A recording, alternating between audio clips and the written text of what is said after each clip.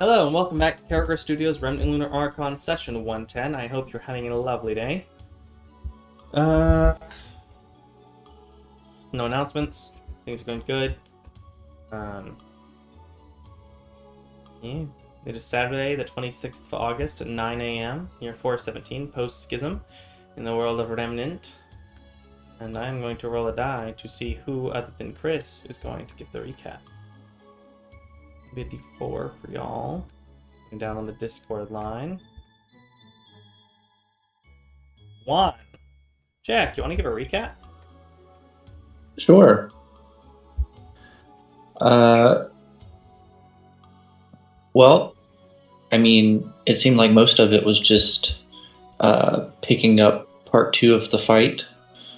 And then once that ended, we just headed through, or started going into the cave, and then have, did you say come across like an opening of sorts, or like a den, I guess you could say, of bones and who knows what else. And that's kind of where we left off. Yeah, I mean, it was altogether a fairly simple session. Y'all finished fighting the gigantic Corvid monster. Corvian monster. No, would it be Corvid? I think Corvid is the correct word. Crows, ravens, those sort of things. After successfully fighting it, y'all harvested a whole bunch of things from it, including, like, something stupid, like 200 pounds of feathers or something? Or is it 100 pounds? Let me check. I think you said it was 1,000 pounds because there were, or maybe it was 250. Thankfully, let's see. Deep Crow Skull. You have a Deep Crow Skull, which is 50 pounds. It was 250 pounds because you said each one was 4 ounces. So yes, and there are like 1,000 feathers. yeah, which are stuffed into the bag of holding. The bag of holding is full. Yep. With 55-pound bundles of Deep Crow feathers. Fortunately, because you're only carrying a bag that is basically, well, not weightless, but real light, you're only carrying like 61 pounds, despite having a whole bunch of stuff. Yeah, including some good amount of monies. Yeah, y'all got the sword, the Teresian fault line, and I believe that was handed off to John. No, who was the Teresian fault line handed off to? Gambit. Gambit is currently holding on the Teresian fault line. I got the new sword. Oh, it was Thicket. Thicket's holding the Teresian fault line. What? All right, my bad. It's hard to remember where all the swords go, you know? We leveled. Most of you leveled. You'll have some Deep Crow skin. There's the Teresian fault line. Which is a magic sword that does some stuff and has a bunch of spells. Yeah, and y'all went through the cave. Y'all rested outside before going into the cave, I believe. On getting to the other side, you have found yourself in this large cave that you can't really see the other end of. You can see the walls spread out around you, but with your dark vision and with what lights you have, you can simply see into the cave with this fairly rough path before you on the ground that does slowly slope downward. There are bones scattered along the ground of animals, humanoids, etc. Some even more monstrous looking. There is a large nest that you can see that is easily 14 feet long, 14 feet wide, and you do see the glitter of objects within and kind of almost inside, like between the threading of the nest. I can't quite see into it as it's fairly tall from where you are. Does anyone need the map shared to them? Yep. Yes. Do you need the map shared to you, Gambit? I went ahead and did it. Hope it's fine. Alright. I'm going to change our No, music. but it didn't change anything. Fair enough. I'm going to go ahead and open up the Suspense Scary playlist. I'll go into this deep, dark, scary skeletons. There is a bit of light. It's not a ton, especially against everything else. You can kind of see where part of the edge of the cave is kind of lit up just a little bit with some sunlight peeking in from outside.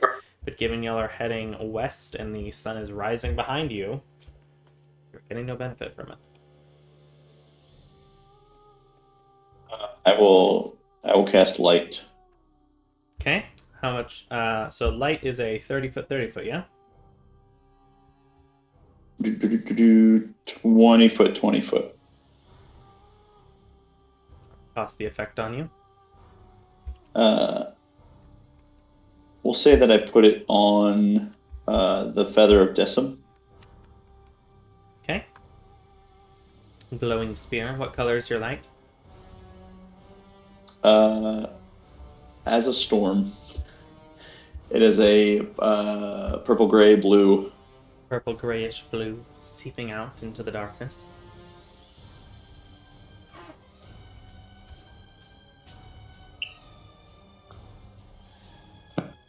He has affected all of my magic, so whatever magic I might have had before him, whatever talent has been enhanced or altered because of him.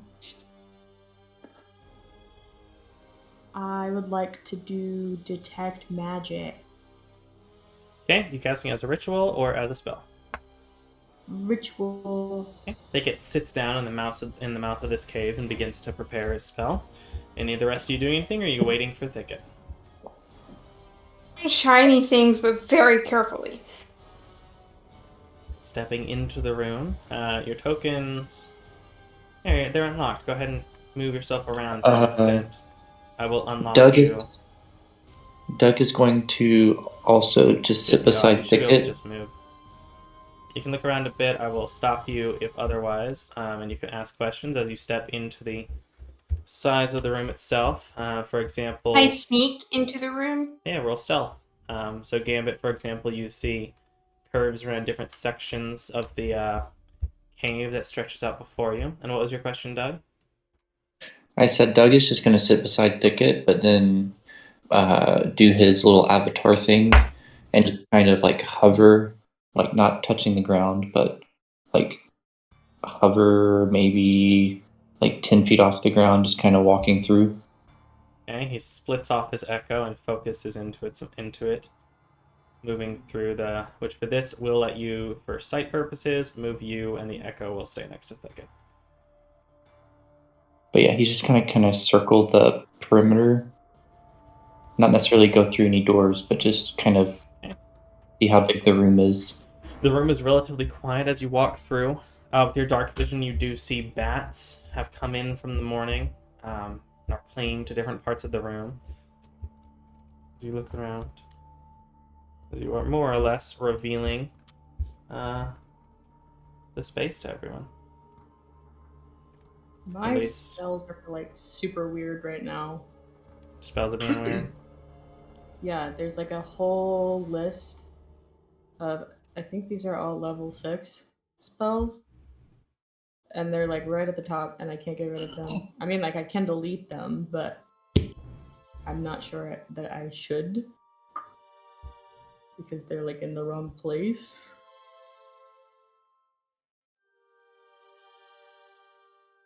And I can't like prepare or unprepare spells. And their spells druid. Yeah. I think that might have been like when you did the level up thing.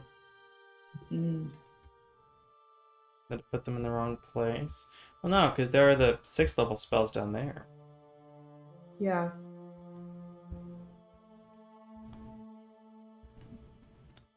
Very strange. Nice knife.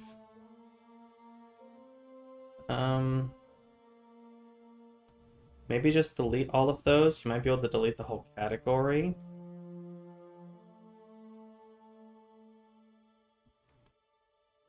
I don't know if you can, but I would say delete those. I'm more concerned about not being able to prepare or unprepare spells.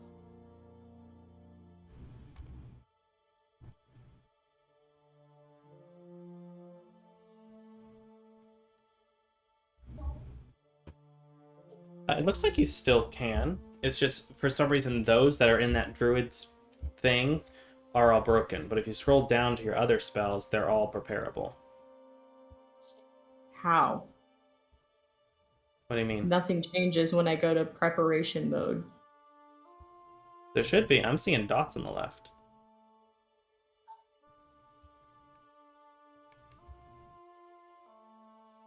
Nope.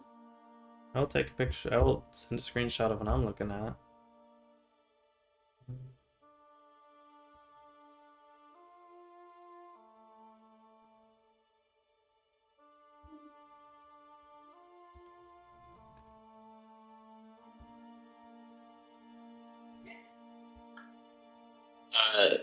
Is John at least 6th level bard, or is he like?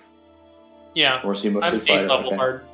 Okay. So then you can also counter charm. Okay.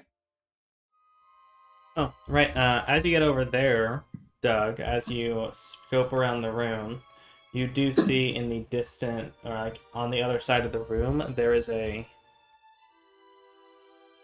That is very strange. So yeah, I should see like Did you two... update your... Yes. Yep.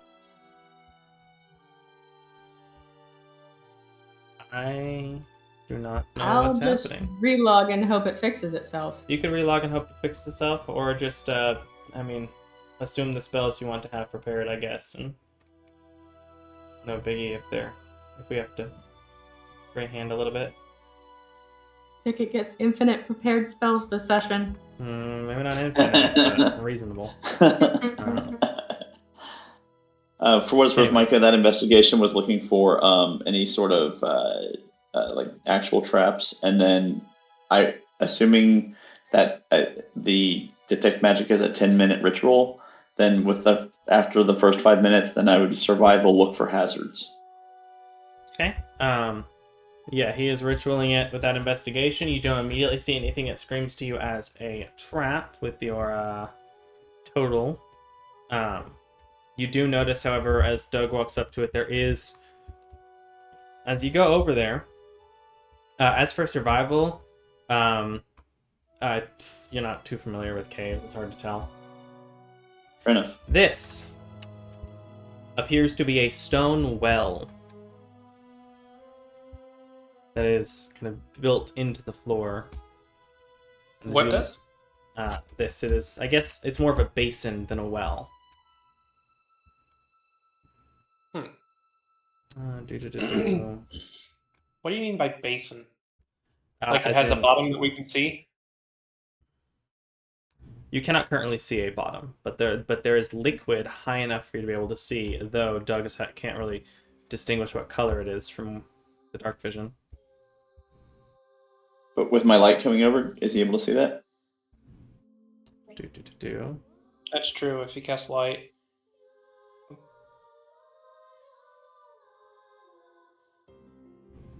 Yeah, with the light as you walk over, it is this deep crimson color.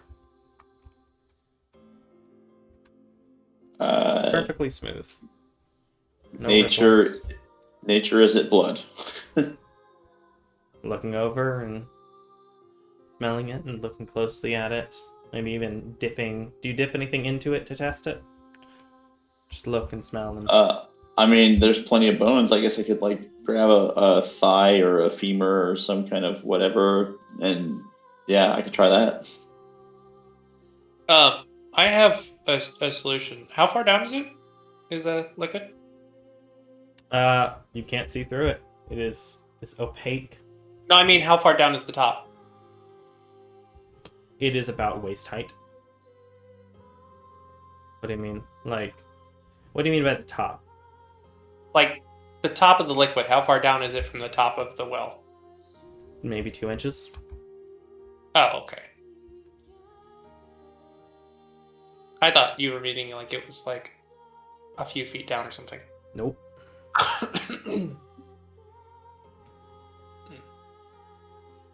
Well, go ahead, Grond. See what it is. Does the bone come back and drip a crimson liquid? The bone does have this crimson liquid on it, and you do inspect it, and with the viscosity and everything, it does appear to be blood. Well, that's ominous. All right. Okay. I will, because I'm trying to keep silent since I'm assuming that Doug pointed out the bats, or there's enough that I would have seen them.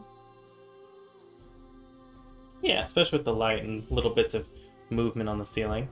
What was Gambit doing? All right, I could. Gibbet is looking at the nest and seeing if there's any cool trinkets. Let me open that up. Yeah, so... I need to make sure this has the right things in it.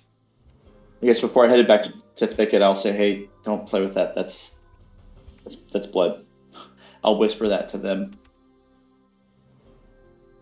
I mean, he is a vampire, so maybe this is his storage, so he doesn't have to go hunting every day.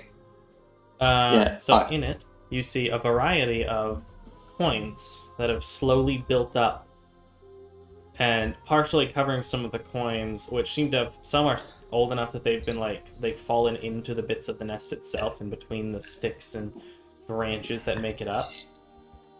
Particularly, one thing you notice, though, is that there are 3 crushed, broken eggs. Uh-oh. The liquid in them still seeping outward and over the gemstone, or over the coins. They're fairly large. Probably... like, they're the size that you would imagine a dinosaur egg would be, you know?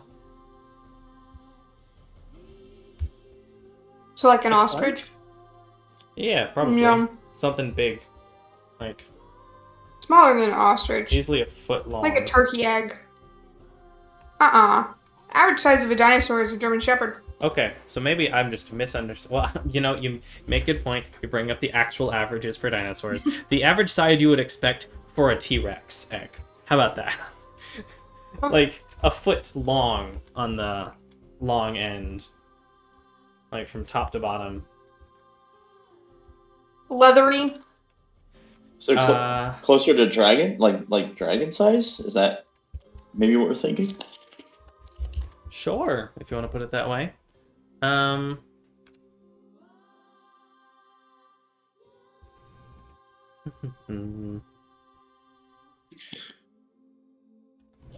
They don't feel leathery. They feel relatively smooth to the touch, assuming you're touching the remaining parts of the shell. Yeah. Which, let's see. So they're crunchy? Yes. Which also, I guess. well, no, not necessarily. Bird. Never mind. Continue. Yeah, it is bird-like.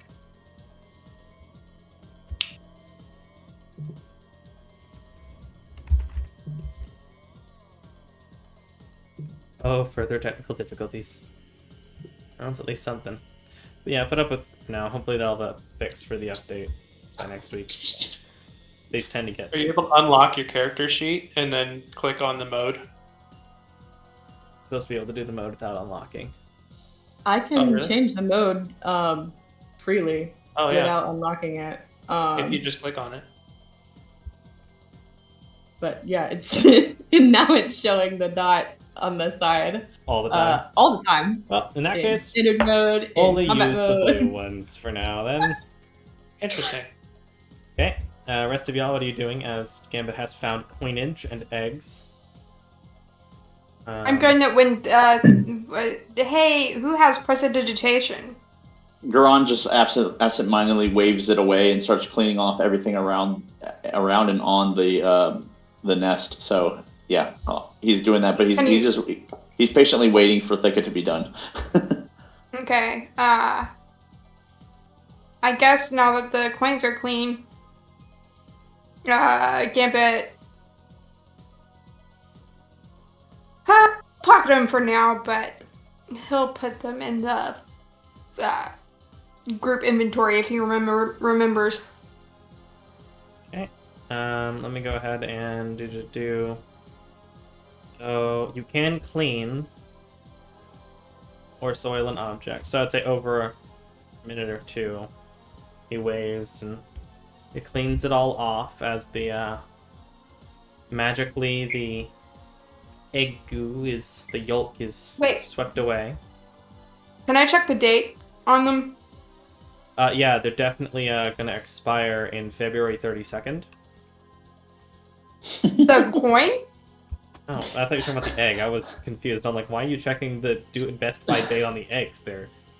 That's not. No, there's the not- date on the coin. Yeah, that makes a lot more sense than what I said. It was awesome. Roll a d100. Okay. I'm also gonna go ahead and throw. I guess I will throw the money into your inventory then, as you gather all of this up. Which, by the way, you are currently encumbered. Even before this money is added to you. Oh wow, those dice are huge. I like the big dice, I gotta be honest. Oh, I need to It's a bit much for me. go ahead and fix that. I accidentally gave you the wrong amount of gold pieces. No. Unless there's more. Well, I accidentally put them into the platinum pieces, and that's not where those go. No, that's definitely where that goes. That's Feel free to look at your inventory. You're also carrying way too much now. You are way over encumbered. You are at 315 of your maximum 120 to be able to comfortably carry. As you have picked up 500 gold pieces, I believe 2,000 silver pieces, which will take you several minutes That's where it's to coming. bundle all of this. Yeah, a large Is amount of that the where weight it's is coming coming from. A large amount of the weight is coming from there. Okay. 2,200 silver and 6,400 copper pieces. I And with the roll Can we you not- had, this one it's quite old. It's looking, it is roughly, we will say, 230 years old based on the dating. As it mentions being, what would it be?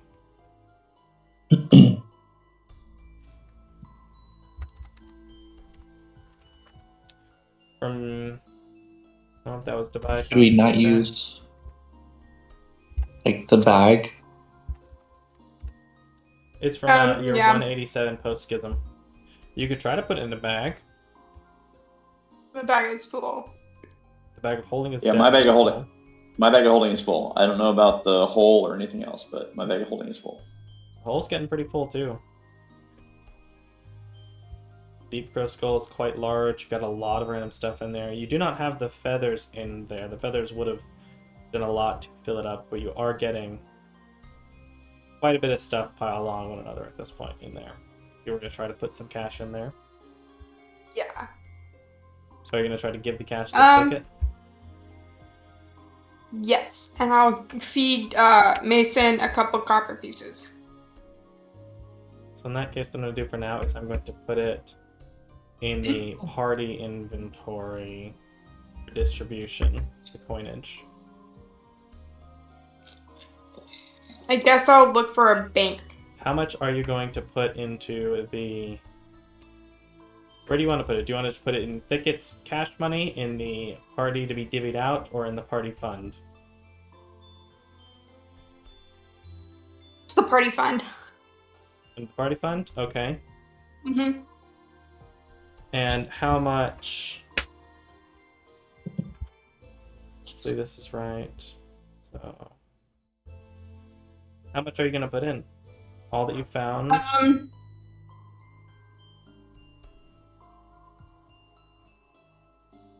Let's say all of the copper pieces. Pretty much all. Like maybe like keep 10 copper pieces. Oh, so you're putting the vast majority of what you have on you in there then. That's the vast majority. No, I mean, I feel like that's where you said you're putting up 10 copper pieces in, or you're putting all but 10 in? all but 10. Okay, in that case, we're putting 6,628 copper pieces. Which is how many platinum? I need like a That's like 600 maybe platinum, isn't it? Uh, Oh, 60. Okay. Well, maybe I'm been richer this whole time than I thought. I just don't have a lot of gold pieces. Let's see, because that is 660 silver or 66 gold. Is that right? Yeah, I think it might be like How many copper do you have? 6,400 Another copper calculator. is 64 gold. it is 66 gold worth of copper. Or 6 platinum 66 pieces. gold. Yep, it is Six- 6.628 platinum pieces. Move the How decimal much line over. copper do you have? I'm putting 6,628 copper pieces into the party fund. So Gambit was a whole lot richer than he thought. It was just all copper pieces. Well, you just picked all those up. Oh. I mean, you picked up 6,400, so you had like 200 copper pieces before. How much of your silver would you like to put in? All of it. Well, Yeah. except for maybe like 10. Okay. You are going to put now 2,669. Thought you said it was just a couple of coins. I did not realize it was No, this much. there's a lot Okay. here. Okay. That's why I said it took me 2 Gambit minutes thought to do it was it. like pocketing like a couple. No, Um, there is But no. Okay. over okay, the okay. course Yeah, of then this is Lord going. knows how many years, this bird has been slowly picking up enormous amounts of cash. I mean, well, enormous amounts of small cash. Well, okay. How many of your gold Then would you yeah. like to put in? You are now putting up the silver and copper and 550 of your gold, which is, I believe, the amount that you pulled from it. Puts you just under your maximum carry weight. How much gold did I pick up again? I believe you picked up...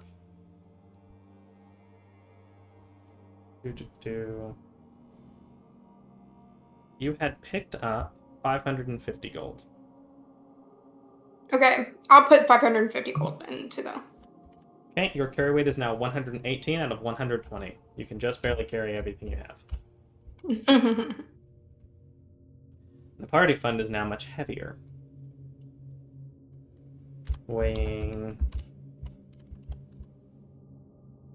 Oh. Hey, John. Hmm. When we get to the next city, can you handle like I don't know. There are 248 pounds of coins now in the bag, which if y'all don't have anything to hold it in, you just have loose coinage spilling throughout the portable hole at this point. We need Cool. a coin counter machine. That's pretty dope, actually. Just having a portable hole full of loose coins. I think there straight up Just is like like Scrooge I'm pretty sure- McDuck dive Scrooge into McDuck. it. Yes, Scrooge McDuck, let's swim. You ever tried to carry 1,000 quarters at one time? No. No, and I don't. I have. I don't want to. Okay, fun I thing have. though, It's if you my job. if you look up pictures of portable hole, like one of the standard D&D pictures is a guy with a portable hole full to the brim of coins and gold and treasure.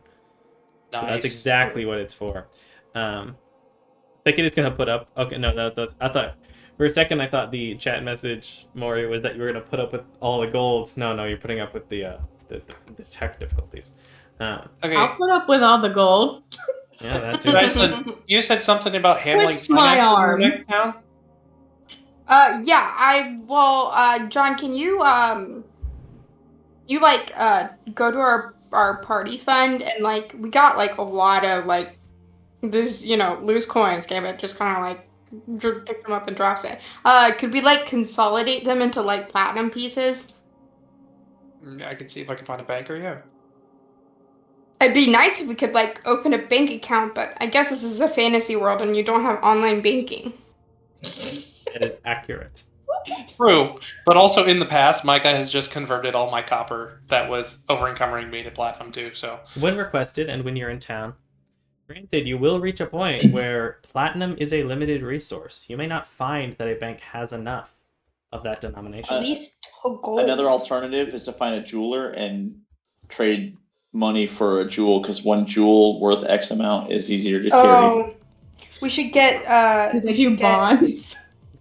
all the reviving people. Get all the stock market. Gosh, don't you love doing finances all week just to sit down and play a game with your friends about finances? Hey, y'all brought up the finances. I just said you picked up a whole bunch of heavy money. Anyway, Thicket's timer finishes. You can sense magic. There is currently none within the 30 feet of you that it goes.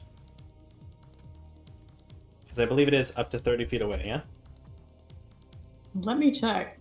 That sounds very short. I think it's 60 feet. I think it's a 60-foot cone, but it might be a 30-foot cone. But 30-foot radius. Yeah, you're right. Radius. I mean, I'll walk around. Oh, yeah.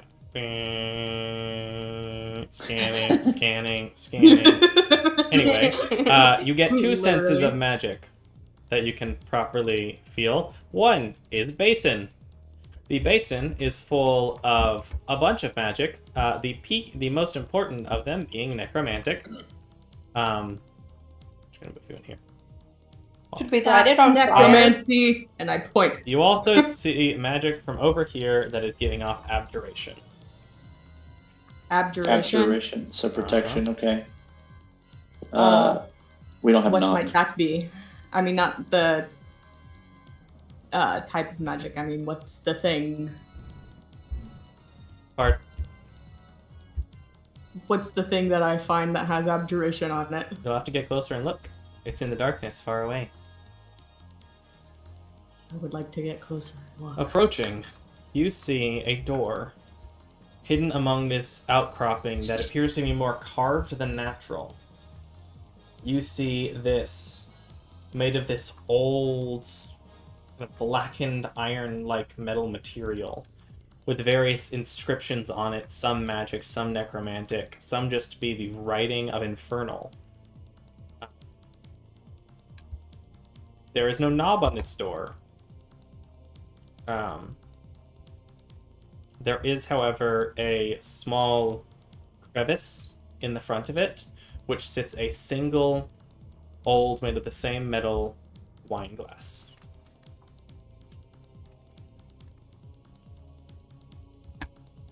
What type of magic is on the wine glass? Is that the abjuration? The wine glass is not giving off any magic itself. The door is giving off abjuration. Ew. Right. What type of magic spell is the alarm spell? That's a great question. Alarm is abjuration. Okay. Yeah, there's a lot of things that it could be, but we actually might be able to decipher what it is between investigating it and checking the magical so forth. So do you want to help me with the investigation portion? Me?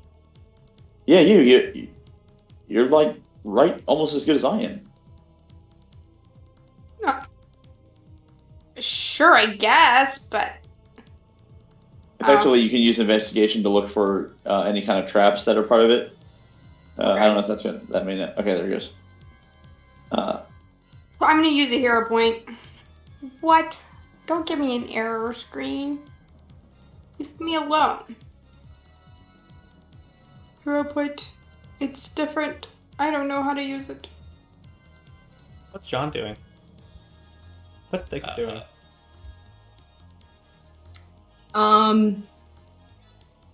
Does this wine glass look to be suspicious at all? Recently drunk from? Recently That is drunk a vibe check, if I've ever heard one. If you want to see if it's drunk from, that'll probably fall under this investigation check you're making. Vibe check the wine glass. Yeah, I feel like there's not going to be much you're Whoa, going to get that's from cute. it. It is a dark color. What happened? Oh, it happened. See, that's what we're talking about with the giant dice. You have to change the sizing. There it is. Now it is. Now you're good again.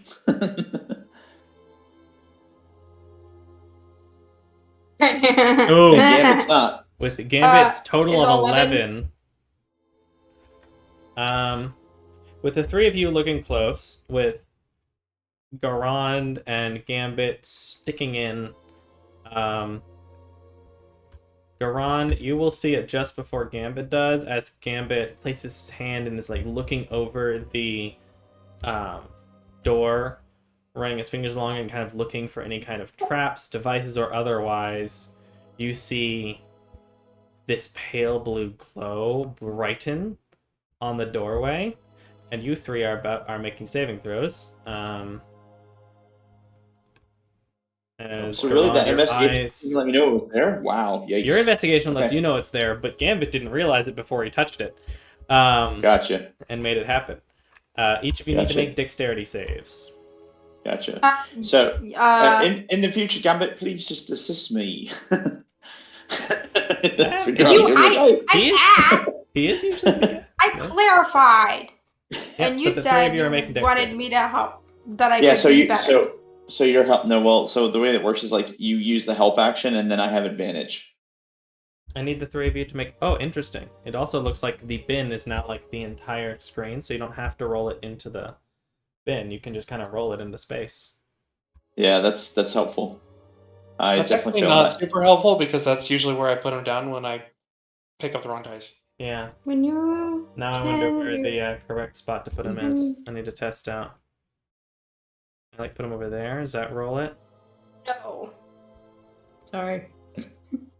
I was testing. Okay, you can move... If you move it far enough away, like to the bottom or to the top, it'll disappear. Dexterity saving throw. Yep. Garon, despite your moment of realization, make your save first. If you succeed, you'll take half. If you succeed, you'll take none. If you fail, you'll take half.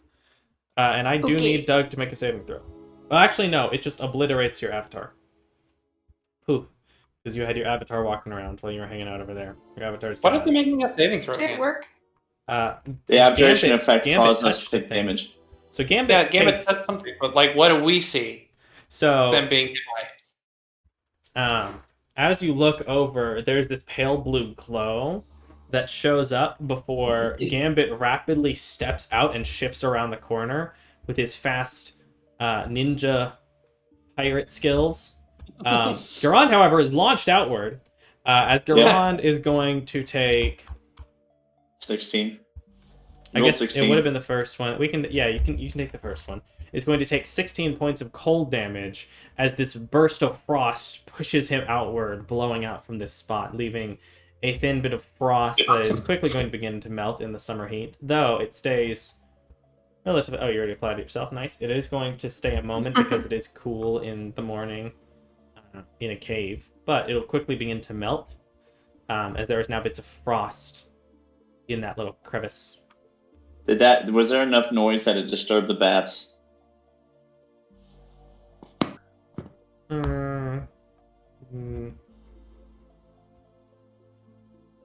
No. Alright. Drawn from his butt, looking like he needs a blanket, and, looks over at Gambit like, bruh. You said I could be better than you. No, it's not what I said. It's not what I said at all. Yes, it is. No, it's not. I said, hey, you're almost as good as me. Do you want to come help me? I meant, you kind of follow along and point out any flaws I might find. Come on, man. We're trying to save Bale, right? I don't want to die before we get there. He's your mate. You like him. He's your I think buddy. it was a happy accident. I tried to help. Right, a happy accident where you get out of the way and I get blasted. Thanks, yeah. Well, actually, I'm kind of jealous because it's really hot. What? What? All right, you know what? I'm spinning it any way he can. No, that's fine. I would like to try to grapple and then throw Gambit into the door and get out the way as I do it. Grapple me? Yeah, so you're going to need to make 100%. an athletics check, Garon. Gambit, you can go ahead and make your advantage roll of athletics or acrobatics. It has to be athletics? Okay, alright, that's Yeah, fine. because grappling is athletics unless you're holding onto a larger creature that you're, holding on to, like the bird. Do advantage? It did not, It's but it's fine. high You're enough fine. anyway. It is fine. It's fine. As Garon tries to, and begins presumably to be chasing Gambit around the room. It's like, no, you're hot, man. Come on, let's go, buddy.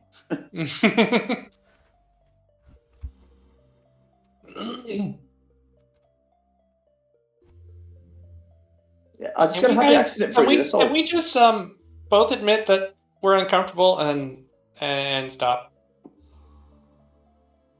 Or I'll make everybody uncomfortable with the stinking cloud. Got it? Question is whether or not he's talking about the spell. Should we light the necromancy on fire? Ooh, I know. We should take all of our silver and dump it down. Why? Because don't vampires are dead necromantic romantic things not like filled No, silver? Melt down a coin that's and coat a werewolves. bullet so you can have a That's- silver bullet. Ooh, that's a werewolves. good idea. No, come on, man. Oh, That's werewolves. No, Oh. look, no. It's both werewolves and vampires. That's why vampires can't see themselves in their own reflection, is because mirrors are lined with silver. I didn't realize that, but actually, vampires canonically usually can't see the reflection in anything, not just silver-lined mirrors. Yeah, it's because their soul's gone, mate. It's not the silver part of it. I don't know where you learned your lessons, but that's not good, man.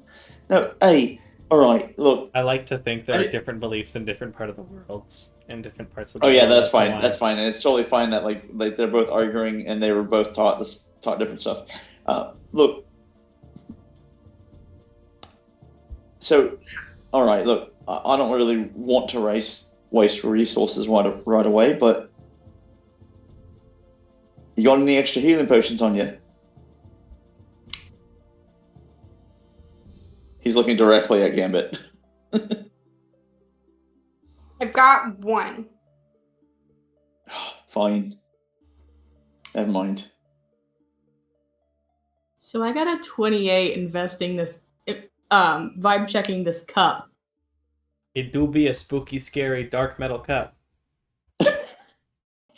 It does, looking closely at it, you do notice, though it seems to have largely not be clean, you see the faintest speck near the base of it of a dried, rusty looking something from Probably blood. probably dried blood. Okay. Oh, sorry, I'll wait, sorry. I would like to check out what the necromancy thing is. Not touching, but looking. Okay, make an Arcana check. I'm gonna use some hero points. About all of them.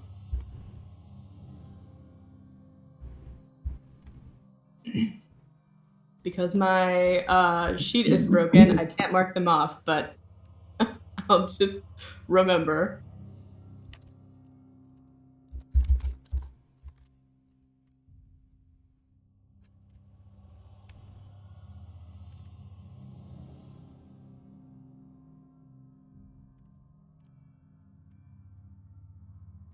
So you're using 3 hero points? Yeah. Alright, fair enough. Mark them all off. Is that your... Okay, so that is your total roll with that. Taking a clear look at it.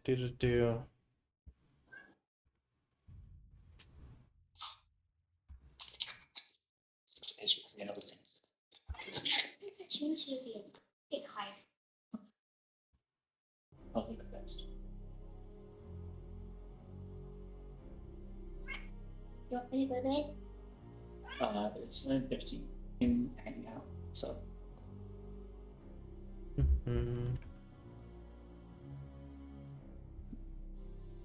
Alright, probably. Where is it? Let's see, maybe perplexed, yeah. It's the other thing, but you will wait a little bit. Yeah, sorry.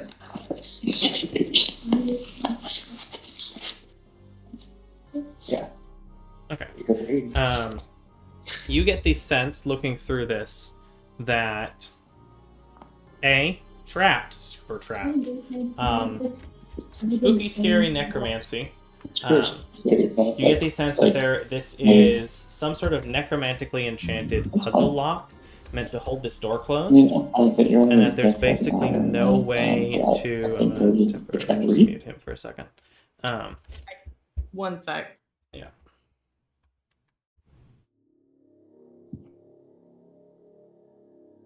Okay, continue. With this necromantic-looking puzzle lock, you can tell that there is some kind of puzzle lock, some method by which to open this. It is enchanted with abjure. Though you said you were looking more toward the necromancy, right? The necromancy, yes. Okay, so the blood pool. Looking at the blood pool, you would see that Is that what that was? looks like it. It's blood-looking liquid. In this basin, it's well almost.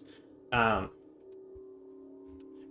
is odd, and it looks like the necromancy is causing the blood to not Coagulate. not coagulate, not dry out. It's a vat. Yeah, vat of blood over here. That's usually the main function of the necromancy part. It's a blood bank. But you do get these connections of enchantment to it that seem to be connecting, presumably, to the door. Door. Okay, that was going to be part of my investigation. Did I notice that the abjuration cold thing like recharged? You said trapped, correct? It would. So the blood vat does not appear to be trapped that you can tell. Going with your investigation, yeah, as you do watch, you like look over and look at it, and you do see the magic seems to be rebinding itself, as if preparing or recharging. Okay, I'm gonna completely lie to Gambit. I'm gonna say, hey, Gambit, the door should be safe now.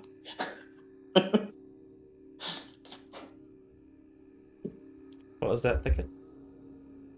What do you mean, like, rebinding itself? The spell or whatever it was that was making the ice on the door, the ice glyph shooting out, is basically recharging. The spell is rewriting itself on the door.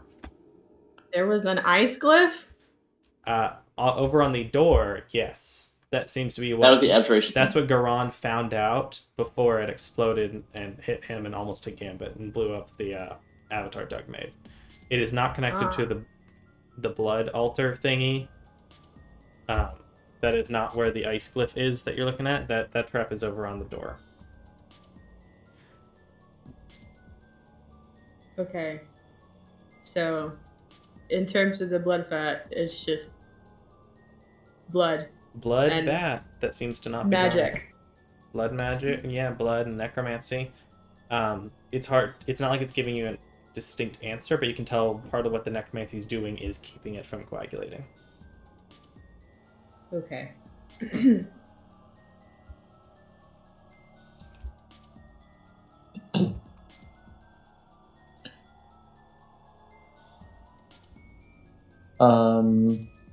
Did it seem to be triggered by the avatar? The avatar isn't what triggered the ice explosion. It was Gambit touching the door and messing with it that triggered the ice explosion, and it blew up the avatar because the avatar takes any damage it dies, I think. Okay, so what if I do the same thing, make an avatar, and then have the avatar, like, try to, I guess, touch the door? You send the echo clone to the door. It runs its hand along the door. There is a bright blue glow, and as Garon steps out of the way, the avatar is exploded as another burst of ice flares outward. Okay, and then as it's recharging, I'm going to do the same thing, and then see if I can touch the door. It is running its hand along the door. The avatar seems to be able to touch the door while the effect is recharging. This is the beginning of You able to open the a door? new day, correct? Yep, it is the beginning of a new day. It is roughly 9:30 a.m. I have Dispel Magic prepared. I mean, You can that's try it. probably that's probably the simplest. You can do it as a ritual, yeah, or no? No. All right. Well, then give me a second. Let me see if I can figure out a way to kind of maybe solve this.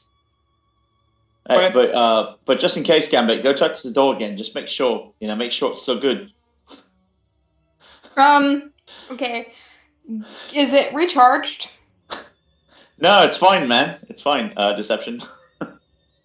No, I wasn't asking you. I was asking the DM. Is it recharged? Make an Arcana check. I'm pretty sure that Gambit. Can I have advantage because I just saw it, the mechanism twice. Happened Yes. twice.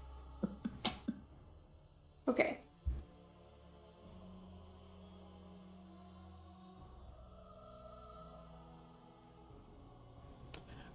It is recharging very quickly. Okay. It hasn't quite yet. What is the door made out of? This deep black iron, Okay. and also bone.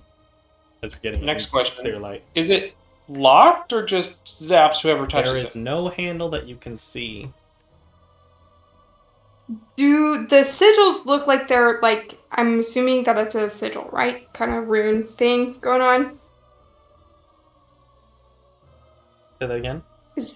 Is I'm assuming that it's like a runic kind of sigil thing that's going on. Yeah, there is a glyph that is rapidly rewriting A glyph. itself into the door.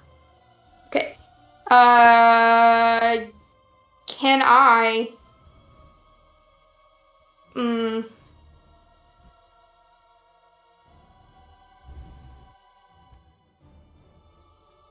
Okay. I want to get it to fire again. But I want to. I want to see if maybe like I know it's coming. I could get an advantage on my saving throw. Or if not, I'm pretty confident that I can, unless I roll really bad. Actually, do I have proficiency in my... Does reliable talent apply to saving throws? Skills, as far as I remember. Okay.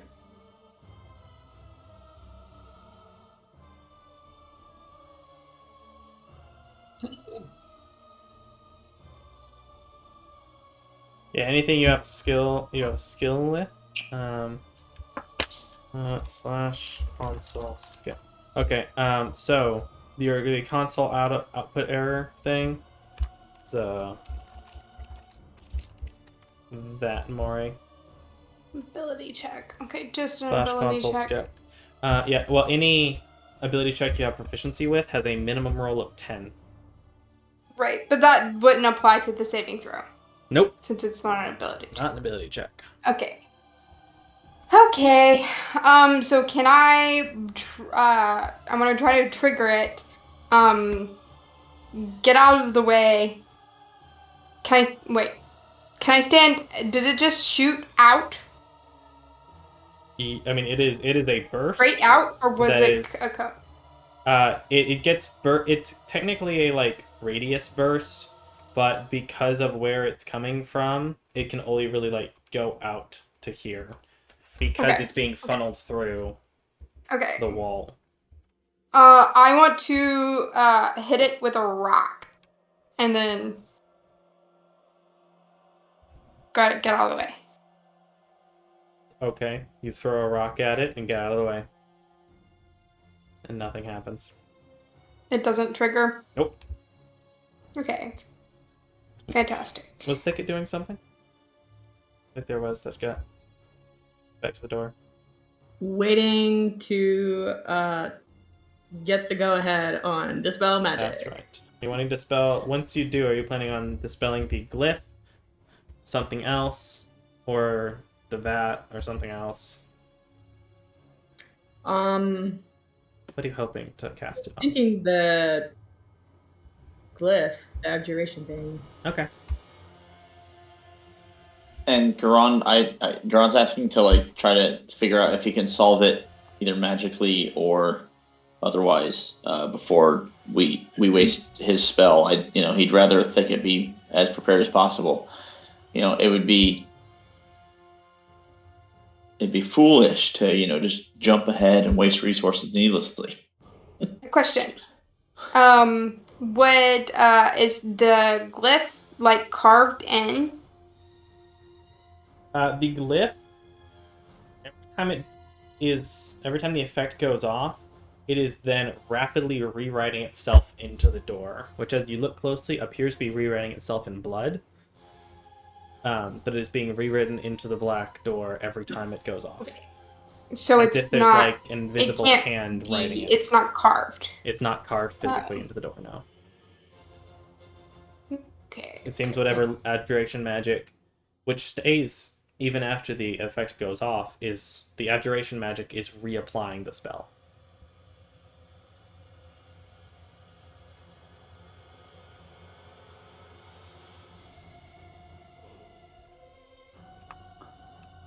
Did that Arcana decipher whatever needed to happen between these two things? Because I have my own personal idea, but I'm going to try to see if I can figure it out in character first before I try random nonsense. It wouldn't necessarily be like... This isn't a... Like, you can't Arcana check the answer, necessarily. You would get the... I mean, you can feel that there's certainly a connection between the two. There's clearly intended to be a connection. The door is clearly locked with a puzzle lock of some kind that needs to be applied.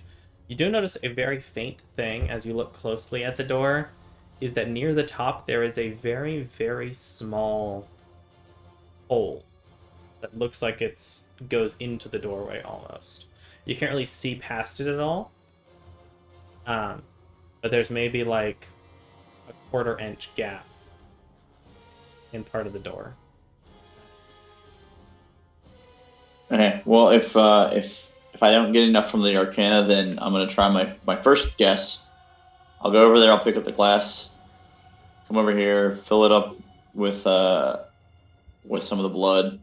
Come back over here and pour it in that hole, and then run back out.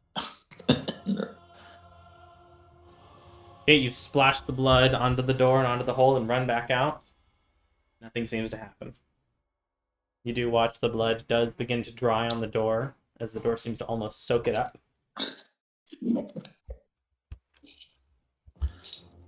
Okay. The door does not open.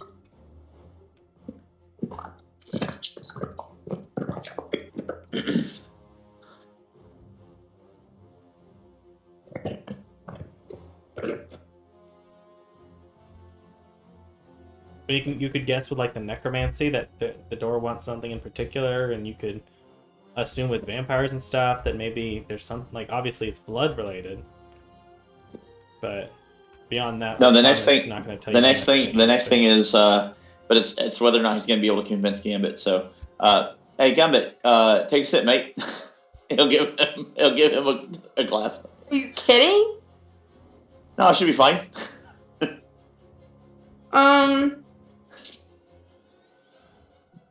Okay, so do we want to waste a spell on dispel magic, or do we want to waste a spell on greater restoration? I mean, dispel magic may be a waste because it may not do anything, but greater restoration, if it's necessary, would still be useful. And if you open the door, it's great. I'm not convinced.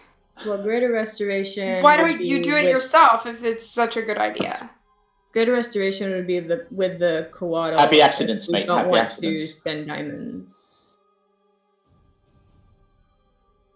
Yeah, I think we should. So it's not technically a spell. It's semblance that I can do twice. But yeah, you know, we don't want to waste that.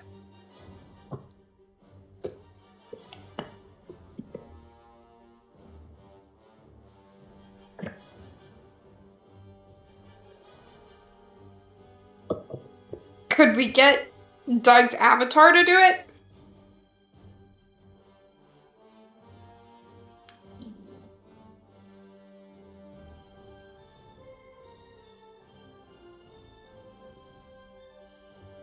I would like to look around the room for things that might be connected to the door. Roll perception.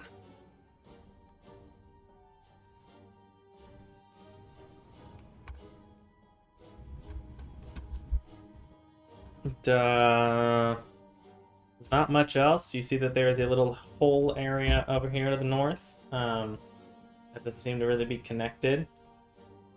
You also would see down a little hallway is an iron door.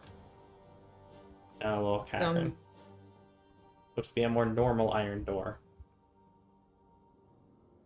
And we have not tried to open it. Nope. Not messed with that iron door over there. Did I sense any magic from over there earlier? You hadn't. You had walked around the room, but you had not gotten any magic from that door, no. Okay.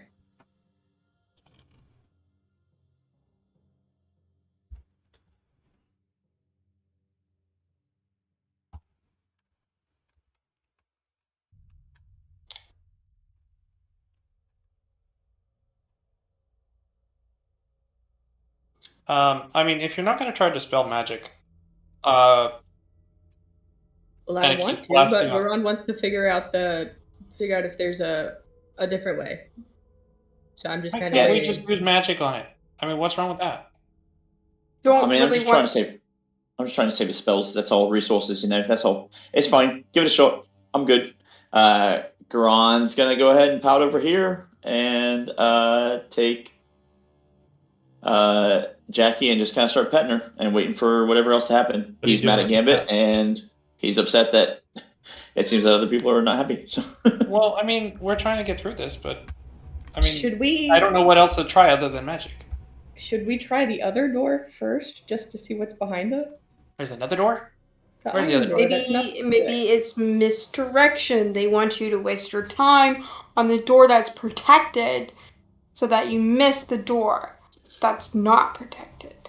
Gambit, can you check this door for traps? I can. I check the door for traps. What is my door trap checking ability? Investigation. Investigation. Uh-huh. That's the door trap checking ability. Door trap check says that this door is not trapped, but it is locked. Can I Attention. unlock it? Make a thieves' tools check. You do manage to successfully unlock the binding on the door itself. Attempting to push it open, it does seem to also be barred from the other side. I can deal with that. I'll just cast, if it's a bard on the other side, I'll just cast knock on it. That can unbar a door. Are you going to cast a knock? Yes. Knock could also work on the other one, though. I can do it on both. I thought about doing it on both of them, to be honest, but this one seems to be easier and less dangerous at the moment. Fair enough. Gonna throw the knock description into the chat just so I can access it easy. How do I throw that? How do I throw that in the chat? Or do I just throw the If you open it up, there should be a output record to chat button. There may not be. I could be wrong, but yep, there you go. It's unlock, unstuck, or unbarred. Okay, if it has multiple locks, only one. Fortunately, the other one's already unlocked. So you reach up, you wrap your hand on the door 3 times, as you all hear as this loud lock emanates. This loud knocking sound rings throughout the cave. Those bats are definitely awake now. Yeah, as the bats let go and begin to fly around and fly deeper into the cave, some of them flying out into the day. We could ask the bats. Thicket, you could ask the... Well, I guess it's a spell. Yeah, as you hear the door unbar from the other side. Alrighty. John will open the door. It would be a ritual spell to talk to the bats. And it would take 10 minutes. You also hear from this the sound of a horn a few moments later. Oh, well, Yay. good job. Yay! We've been caught. I mean, They're kind of no, player. no, I mean, it is what it is.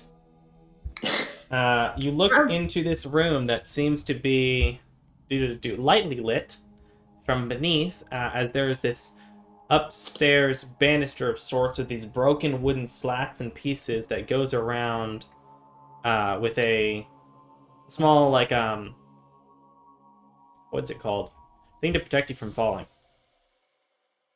Banister? A Banister. Railing. Banister? This railing around it that goes all the way around in this circle, and then there's a staircase leading down into the room below on the other side.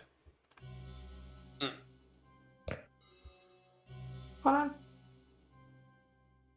I would like to fill up my water skin with some of the blood from the blood pool. Okay, you can do so. You can mark the water skin as filled with sketchy blood.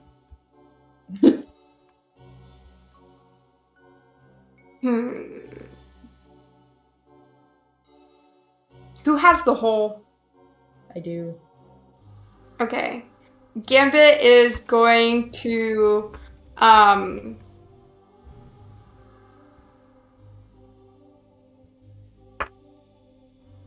maybe this is a really bad idea. You said the stairs was going down? Yep. Right here? Over here is where the staircase starts.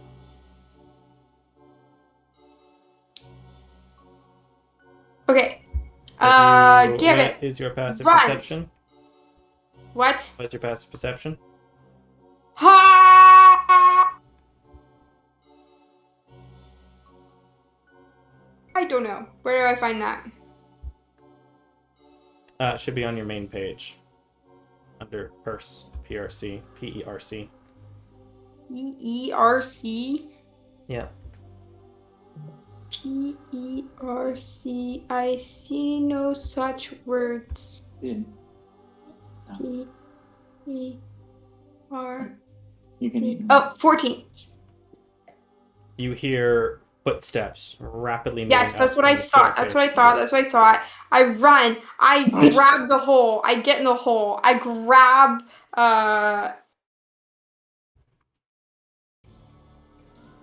grab a bit of the gunpowder. Do I have like a small bag? Bit of the gunpowder, like a handful? Yeah. I need like a small bag. You have a small bag? John, what are you doing as these footsteps rapidly John has approach? there's a backpack in the portable hall. Is You it could- full of stuff? No, there's nothing in it. Okay. Gambit grabs the backpack. It's got your he- hunting traps in it. Oh, does Okay, it? he Oh. dumps it Well, out. You can unload those. And a He bedroll dumps and it water out. and rope. He fills it with some gunpowder. He puts the lid back on the barrel. He closes up the hole. He runs and he's gonna drop the. Whoa! Come on, move, buddy. He's going to drop the bag, like mid, as far down the stairs as he can see, and then he's going to prepare the action. I would like to notice as well, there you can see another staircase right here off the edge that seems to be going down another floor. So you can make out from there, in case you'd like to do it there. But you're gonna Okay, come I'll here. do it there. The other door? I'll do it there. Okay, what are you doing with it? You are throwing it down? I'm gonna throw it down. I'm gonna put it there, and then I'm going to hit it with molten sphere as soon as they're like on top of it, because this seems to be the stairs that they're coming from, right? John, is there people coming from the other staircase too? I haven't even gone in the room yet, so. Okay, and he's also going to say, "Hey, we got company coming over his earrings." Should So we everybody go through else the other door? should prepare. I would dispel magic it. Yes. Okay, I do that. If you can. You're gonna need to make a wisdom check. Spellcasting ability check. Oh. Wisdom check.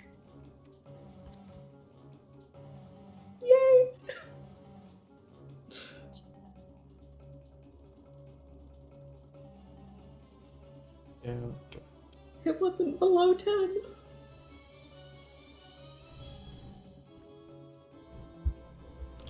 All right, so you do successfully take a moment. What are you focusing on? What are you trying to dispel, to be clear? The magic attached to the door. Which part of it? Which effect? Though, are you able to target a specific effect or the whole item to dispel any effect on it?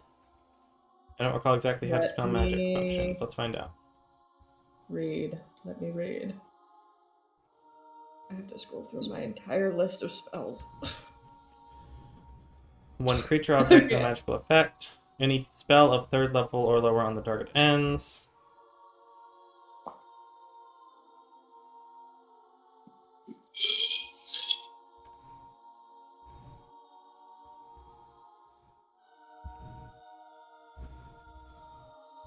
Okay.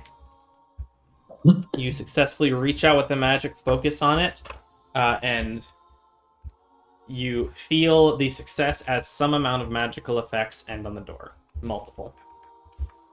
As you do this, Gambit, you see rapidly stepping up. So you will reaction and throw this as you see these dark figures make their way up the staircase with just a little bit of light on them from a torch level beneath. I need you to make the attack roll against the ball beneath you. Can I hero point this? This is so important.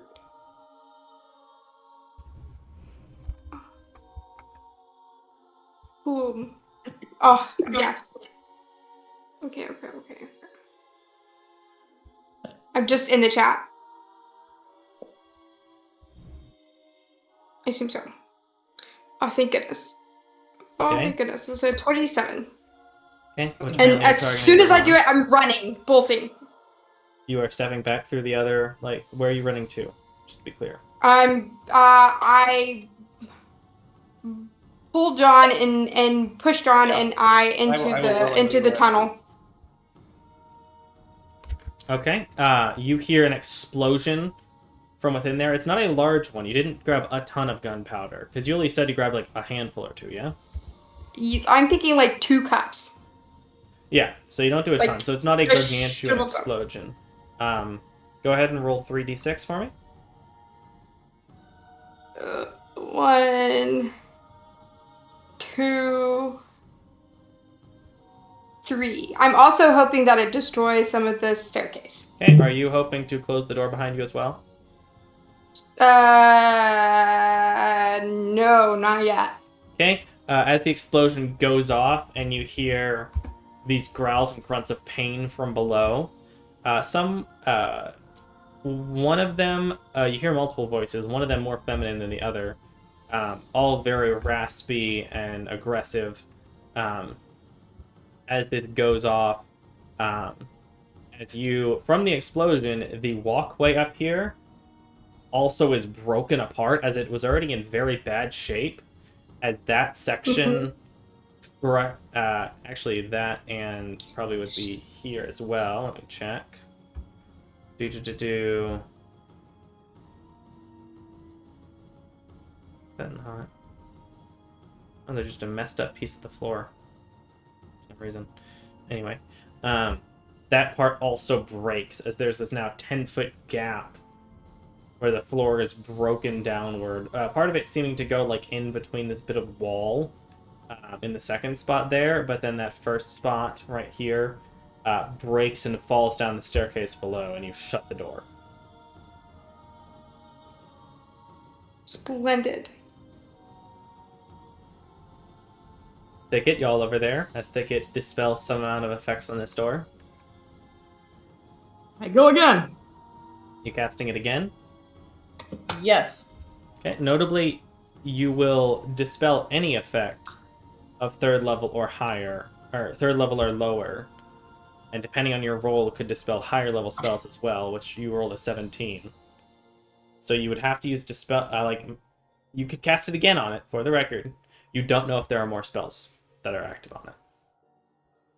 Can I try and do some sort of check to see? if there are any. Make a rapid Arcana check. Oh, please be good. Who knows, man? Also, do you want me to start getting rid of those druid spells that don't need to be there on your sheet, or you got them? I'm gonna leave it until after the session. I'm Okay. not dealing with that right now. Fair enough. Who Who knows? Which, what are y'all doing? Doug and Garand, as you hear over the earring, we've got company, and a few moments later, an explosion as Thicket is dispelling the door. What are you two doing? Manifesting an echo and having it charge in front of me. Where are you sending it? Or are you charging? In front of me and in this direction. Okay, heading that way. Garand, what are you doing? It looks like presently I can only see both Doug and Thicket. Is that correct? Correct. All right. If Thicket or Doug starts to go out of sight, he'll follow along.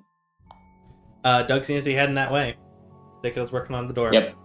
Yeah, but Thicket's elsewhere, so like it's a 50-50. So if one of them looks like they're burning off, like, and I'll stay there. I'm still just like Getting back up from the pouting. Yeah. No, I mean, Alright. he's frustrated, but yeah, he's like. In the like, next moments, what are John and Gambit doing? Are y'all trying to like go back to the Gambit- cave? What are you doing? John's No. like, what did you just blow up? Our enemies, I hope.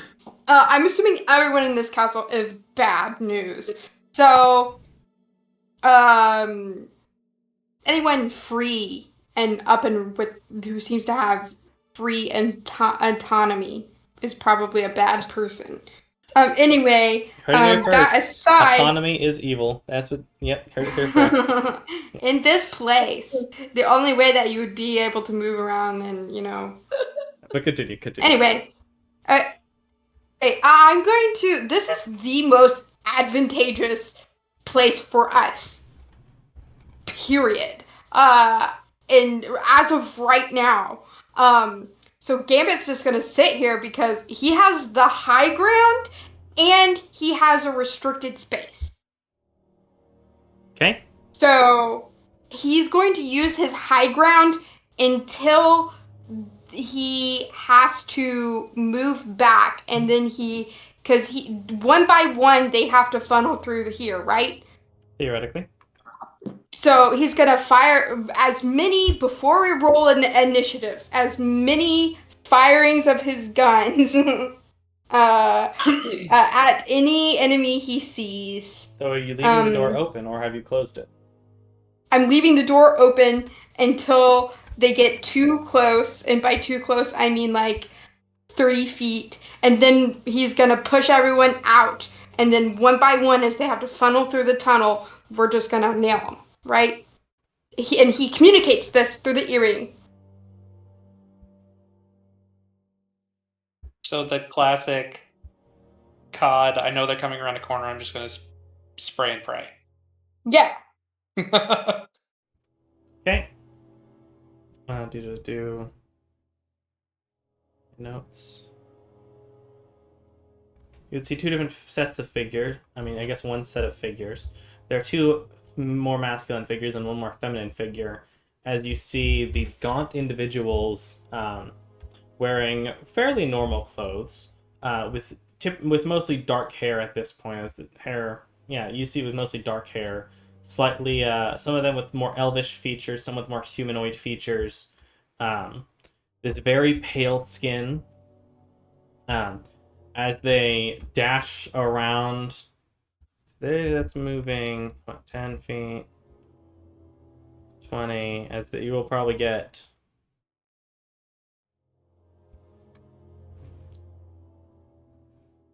2 rounds before they will be at the door or at the broken spot right there. Okay. That you would potentially be able to see them, I would say. Yeah, we'll say that. Okay. We're gonna need to probably throw the NPCs on the actual sheet. I'm assuming that both John and I can't fit together. Nope. Okay. Would it Well, be I'll have your better? back, but Okay. you know Do you I'm have any? pretty much melee.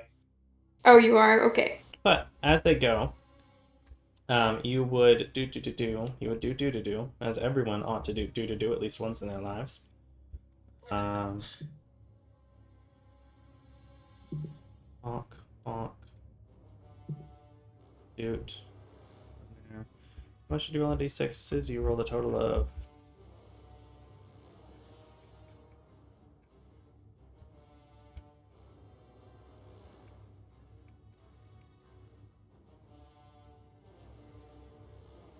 You rolled 7, 8, 9 total. And we will have.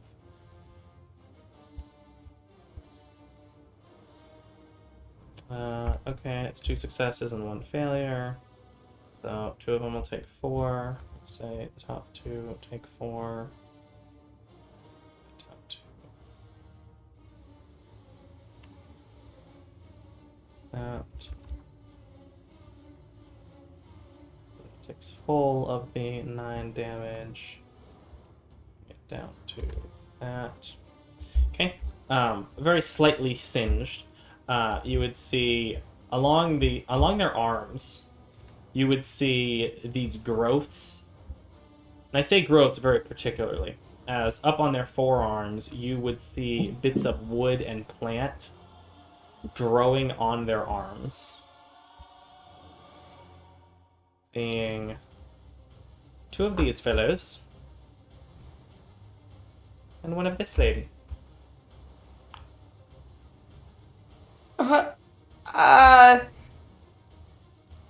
Gambit is gonna say back, I don't know. Anyway, as they are coming up the Two of stairs, what are you each. doing? Boom boom. Gun. Okay, who are you shooting first? Sneak? Guess, let's say the checking. I'll roll initiatives for them and we'll see which one is in front. You had not taken the time to hide yourself. Can I hide? Do I have time to hide? I think it's a little too late. Okay. A little late. We'll say for this Okay. one. So for your first shot, at least. Oh, she rolled the highest initiative, so she's going to be up in front. She is the first So one I'm coming gonna out. hit her. Do I have time to cast Spike Growth? We'll probably have to roll initiative for the moment if y'all would like to. But we'll say you two go ahead and roll initiatives to see who moves where, who moves when. Okay. Should I also roll? Yeah, you should too.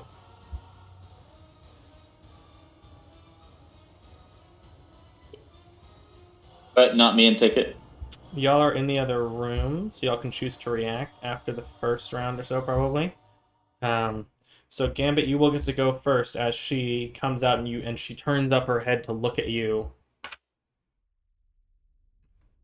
for the first round. Okay. I am firing my gun. Fire your gun.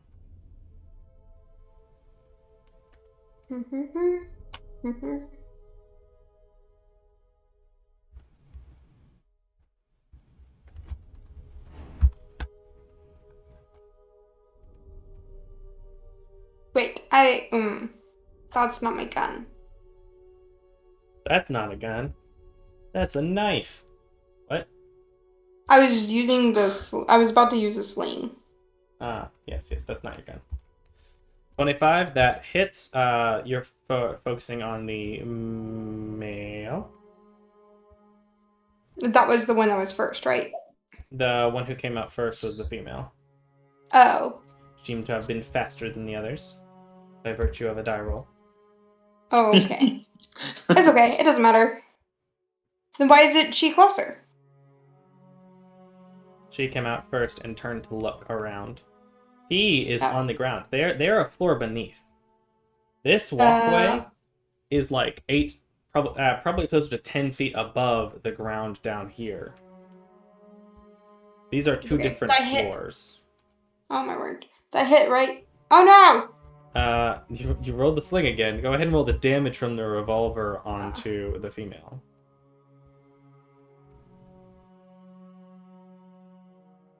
Use 11 points of damage as it tears through her shoulder as she looks up at you. Bonus action movement. Bonus action. Oh, and apparently Thicket asked over the earring.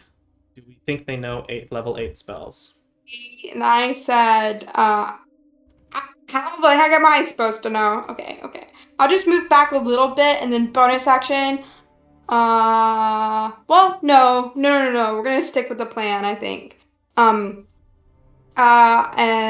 well, he can't go further than John can, so.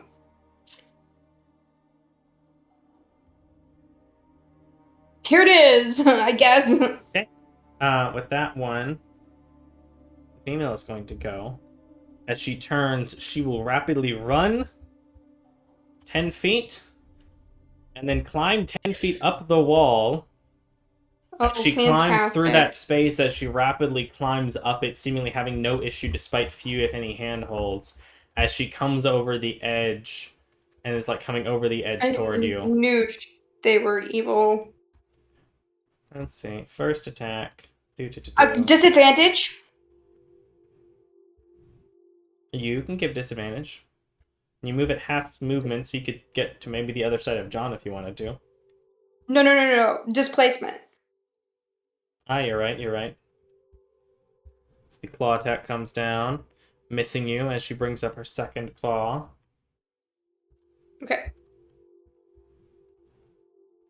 Missing it because of the disadvantage. That is her turn. Doug. I think only the first one, though. So you could roll again. Pardon? Both I missed. think it's only on the first attack, so... Nope, it's until you get hit. Oh. Whoa. Yep.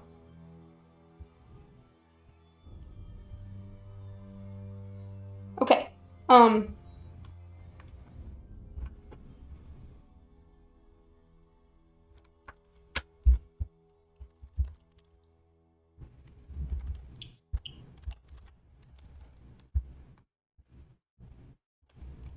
Doug? Yeah. What you doing?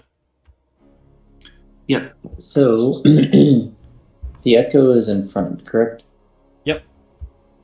So it's going to charge forward, and it's going to attack with the right memory. As it flies over. And go ahead and make the attack roll. Well, I guess first I'm going to rage and then do that. Okay. Bonus action rage. Make me a charisma check. Me? Yep. And Charisma. do you have your other weapons at all? Actually, no. Yeah. You're just pulling out the white memory out of the sheath?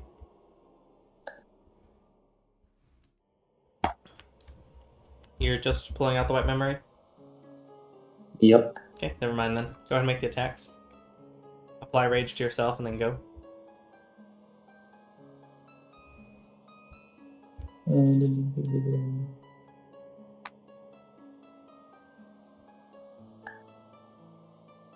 You said apply rage. Uh-huh. And then after, say, John's turn, we'll take a quick break there before we continue. That'll be next.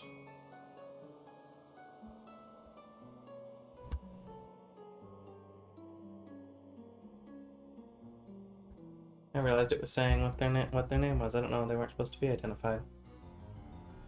They're not identified anymore. Did it not work? You missed. Did you mean to reckless? Did I mean to what? To reckless, to give yourself advantage, to everything advantage against you. Yeah, I might as well since I'm raging and take half damage. Okay.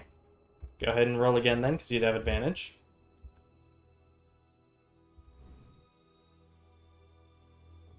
Oof.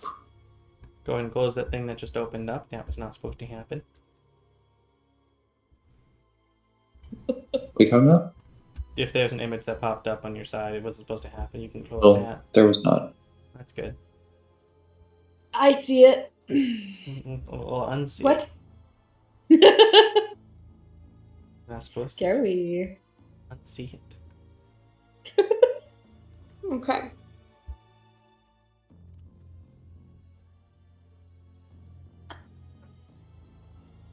Anyway, it does hit. Go ahead and roll damage. And then make your second attack as well. Oh no, it crashed. Fantasy Grounds did. Yes.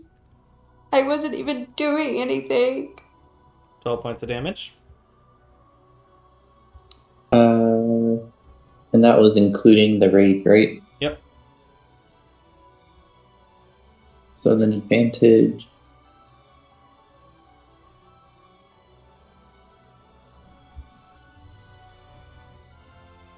That hits. Roll damage.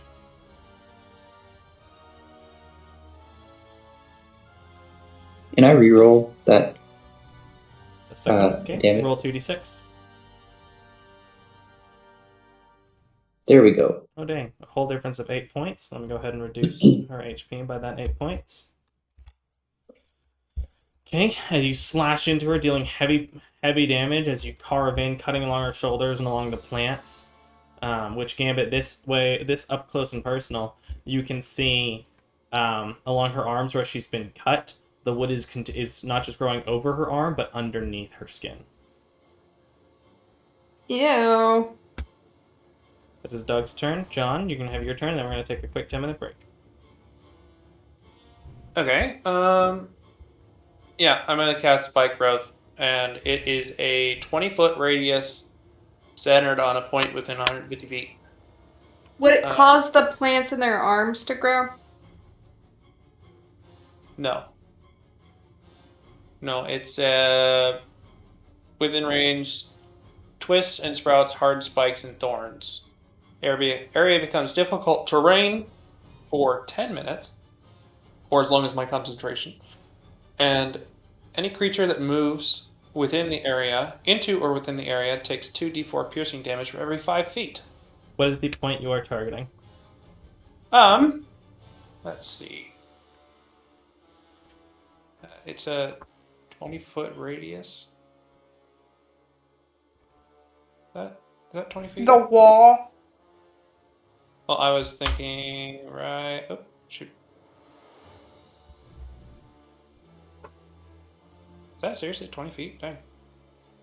No, that's 20-foot diameter.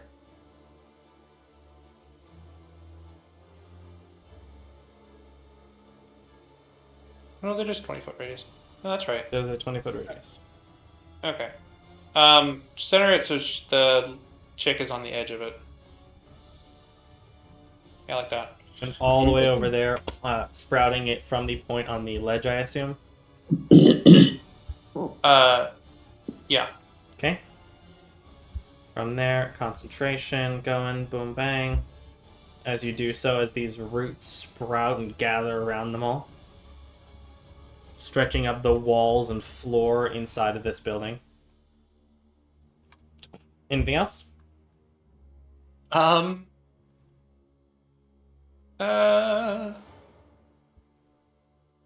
They're like plantish, right? I'm gonna take out my flame tongue and light her up. And then I'm done. Well, Okay. I might move back just a smidge, but then I'm done. We Okay. also should use Which what? sunlight, right? Radiant damage. Great question. I have spell. Quick break, and then we will get back in. And I realize I should have started the better combat music, not just the spooky music. The spooky music also. I don't know. This is pretty spooky. He's pretty spooky. And after the vamp or the undead looking things, now y'all know what they are. They're vampires. No reason to hide that. Then we'll have the Garand thicket side of things go. Yippee. Listen, if y'all had figured out there were vampires already, I'd be doubting. I'd be concerned.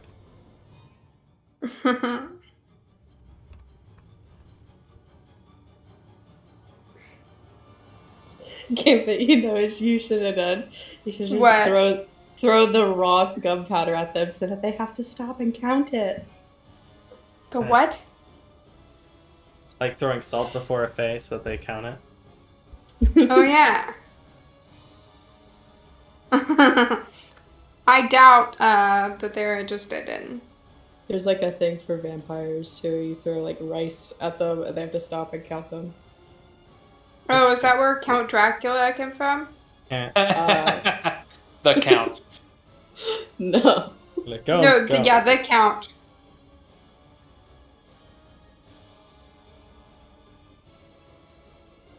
But it is part of the reason why the Count on Sesame Street is so obsessed with counting. Mm. My favorite piece of vampire fiction is called The Cruel Painter by George MacDonald. It is a short story. It's only like 20 pages or so, but it's really good. If you ever need a short something to read, I'd check it out. Nice.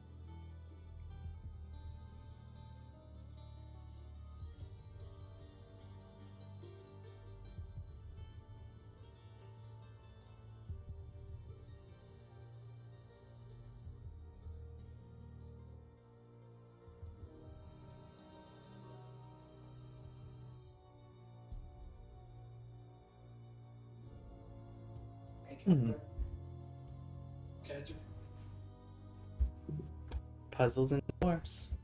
You've already dispelled it, I will say. Chris was on the right track with telling Gambit to drink the blood.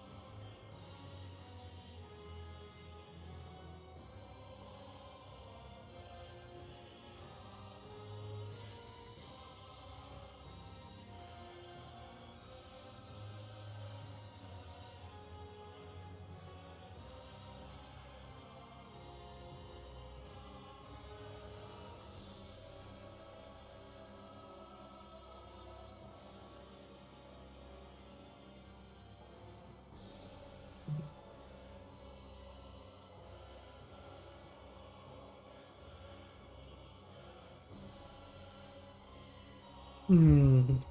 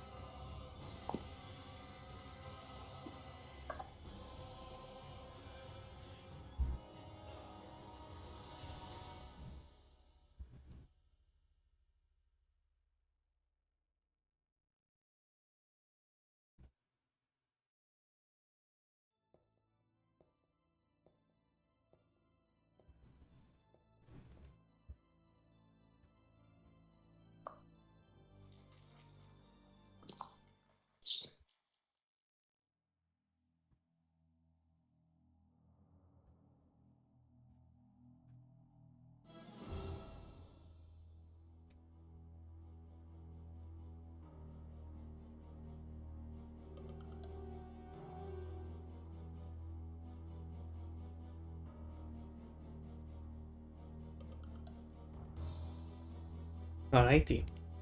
Is everyone back? Do we have a Chris?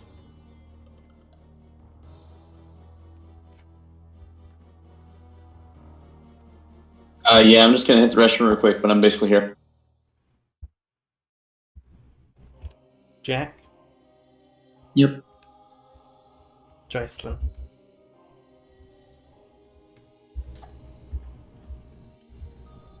Jocelyn?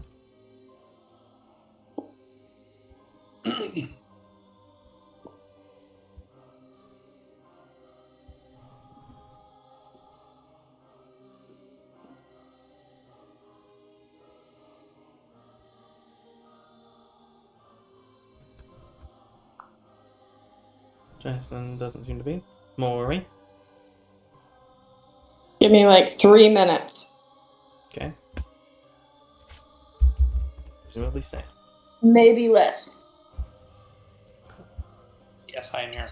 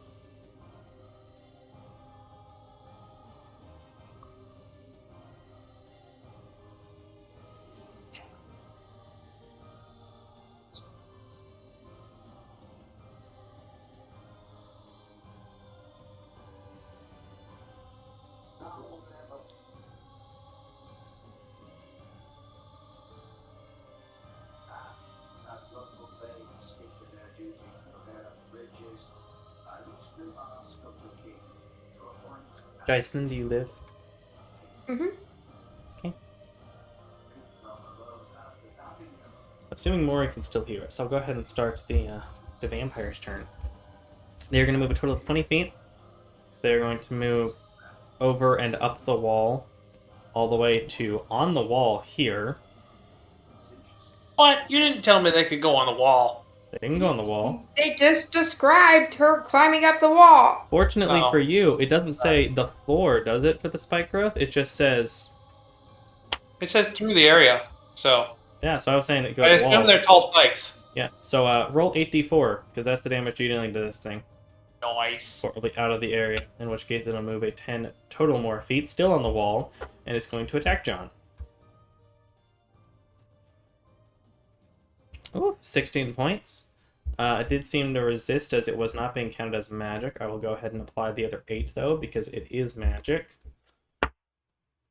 And it's going to claw you in the face. That's going to hit. And instead of dealing damage, it's going to grab onto you as it grabs onto your shoulder, pulls you up toward it, and is going to try to bite you. Oh, wonderful. That's a crit. Oh, that's wonderful. Rest in pasta. That's 21 points of damage. Let's see, how much necrotic damage did it do? It dealt... what's that? 10, 11 necrotic damage?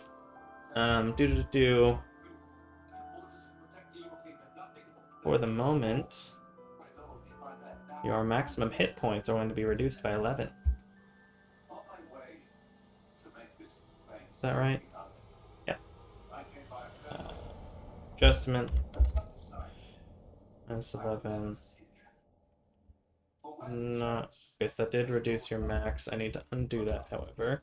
So you're at 38 current. You will remain at 38, but then you'll be minus 11, bring it down to 48. So boom. Okay, as it bites into you, and it is going to regain that 11 points. Munch, munch, munch. That is its turn. This next one is going to move a total of 25 feet, as he has further to go. As you can roll it. Oh, you didn't need to make a concentration check. Go ahead and make a Constitution saving throw on the damage. Because the spike growth is concentration. Wait, 20. what damage? Oh. Wait, were you talking to me or Doug? John. Oh, yeah. That's 20. I was trying to mark off spike growth on your sheet. Go. You are concentrating on it. You've succeeded on maintaining concentration. But I'm sorry. I should have... there we go. It was this one that went all the way from down here and up and around. So go ahead and roll 10 d4 onto him. He is going to use his first attack against Doug, which is just your 10 plus dex, I believe. It's unfortunately going to miss, as he is going to make another claw attack against Doug. Ooh, he's going to take the full amount because he doesn't get resist it. Okay, so if I applied it twice, it's going to take the total. Okay. Wait. Yeah. This is only against the echo, right? So it just gets rid of the echo. Yep, the echo dissipates. Is destroyed. Move that over there. Is that its turn? Garand and Thicket over there, y'all are starting to hear the sounds of combat. I Y'all get try your and turns open the now and then door. roll initiative. How do you try to open it? It does not have a handle. What kind of a door doesn't have a handle? Magic one. There are lots of doors Did that you don't get have said out handles. loud, or Automatic doors don't have handles. Sure. What about the whole thing that was on it? Magic doors don't have handles sometimes too. The concave hole where the goblet was? I guess. There's a little concave spot where the goblet was sitting. Trying to push, pull. What are you doing? I put blood in the goblet and I stick it in the door. You run. you grab the goblet. You run back to the thing. You fill up the goblet with blood and you set it on the door. Nothing happens. Great. Garand. I think you can roll initiative if you want to be part of the combat, or you can wait there at the end. We can keep you separate. I was kind of messing with Gambit because I don't appreciate the way he treated me, but honestly, I think one of us needs to drink it, and then we'll open the door for a temporary period of time. It may be for a minute, or maybe even just half a minute. I don't know, maybe short. But I think that's what needs to be done. I was partially messing with him just to try and be like, hey, take one for the team since you made me do that. But regardless, sounds like there's a problem over there, so maybe we want to try to figure that out first. And, it feels like a very long 6 seconds as Garand makes his way. I think that's 30. And I'll go ahead and relock tokens, and you can roll initiative to add yourself to the initiative if you'd like. Oh, wait, maybe there. I guess Sure. that might have been the 30. And then Jackie will come up. Wait, she has like 40, right? Yeah. There it is. All right. She's a So yeah, fast so she'll girl. go. So she'll go. Like that. And then she can't see them, right? They're not. They're Nope. not in line because they're around Not in a the line of thing. sight. Yeah. Okay. Then Garon's going to say, "Hey, Gambit, any happy accidents over there, mate?" And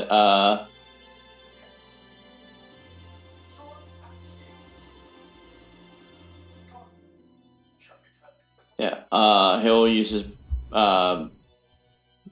his action to dash and get another 10 feet, and Jackie will do the same, putting her here.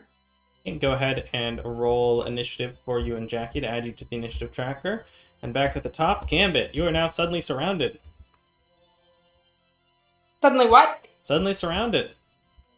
But are you stuck in here with them, or are they stuck in here with you? Let's find out.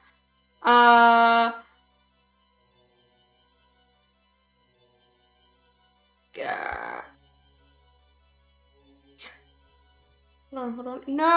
No, please do not crash. Please do not crash. Thank you. Okay, gun too close. Attack with radiant, scimitar.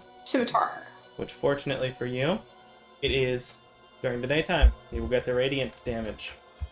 Yay. Probably super advantageous against these folks. I'll go for the lady again. Okey-doke. Ah! Miss! Darn! As you pull out, struggling to get the sword out at the right time with her so close as she tries to strike into you, bringing her claws up toward you. You manage to pull out the sword, but as you swing it wildly, it strikes into the wall and is not able to hit her. Unfortunate. Okay. She is then going to attack you. Where Sorry. did the other guy come from? There's two? Yeah. Two guys. One climb. Okay, they both managed to climb up. There are 3 guys. I know that there might be 4. There might be 4. Well, 3 I can't leave without opportunity attack, so I will just sit here for a second. Okay.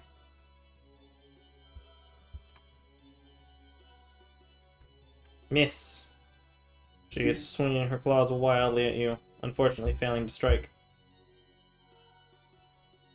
Nat ones, and so she rolled a 1 and a 2. So she misses. She is failing to strike into you. Doug. Yes. I will go forward. Gambit, make a perception check. Or investigation check, your choice.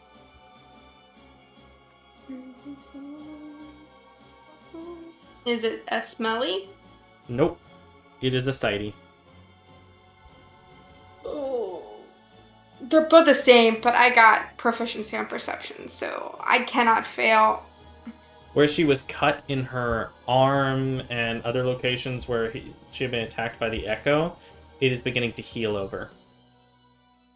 Rapidly. Oh, great. Doug.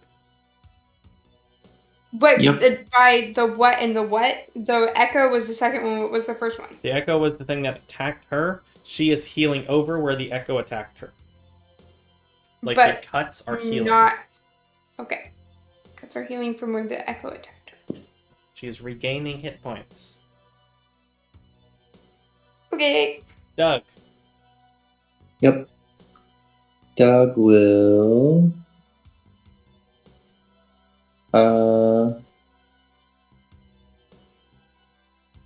I guess, is that information relayed, or does Doug notice? It would not have been during Gambit's turn. You can make a perception check to see if he notices, but it's going to be at disadvantage, or at least... make it disadvantage, because you're trying to look through people and stuff happening.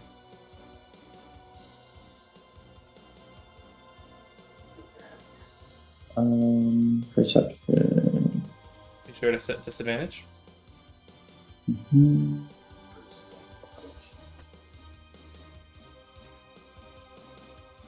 Nope.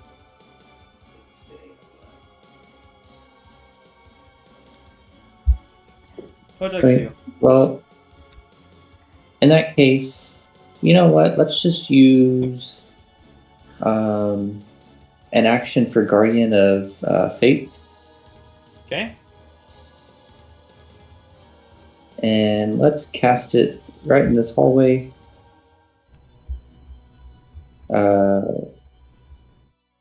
Let's do in between the two, like the ungainly and pygmy.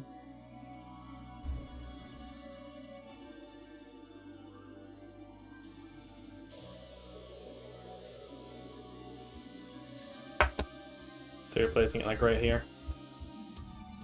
Yeah, somewhere right in there. Just so that way it covers all three, so if they move and whatnot, then... Okay. Good thing it says creatures hostile to you. Yep. And use your action as you will. Are you going to end your rage to do this? No, it doesn't take any concentration. But you have to be out of rage to cast a spell. In that case, never mind. Okay. I think I will just go up to this first one here. Do you pull out the Scorching Solarium? Was I told that there's any benefit? Nope. You would have had to pull it out if you're doing Guardian of Faith, but if you're not doing it, you may not have done it. What do you say? You would have had to do it to cast Guardian of Faith, but if you're not doing that, then you probably wouldn't have pulled it out, right? Oh, then no. So that spot you can't really get into. John is in the way, and you can't stop in a space with someone. Oh, so it's only enough space for one person to go through? Yep.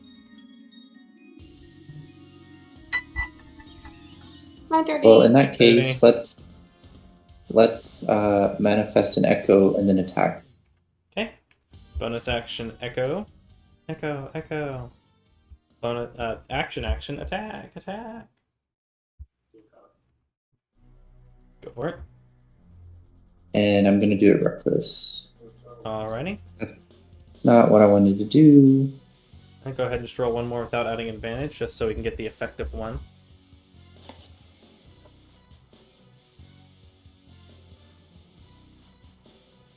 That is going to hit the unidentified pygmy-like one, whatever the word pygmy means. Deals 10 points of damage as it cuts into it. Are you going to reroll that damage, or sticking with it? Yeah, I'll reroll. Okay, go ahead and roll 2d6. We'll see if you get more than 4 total. So yes, you will deal an extra 3 points of damage. And then I'll just attack again.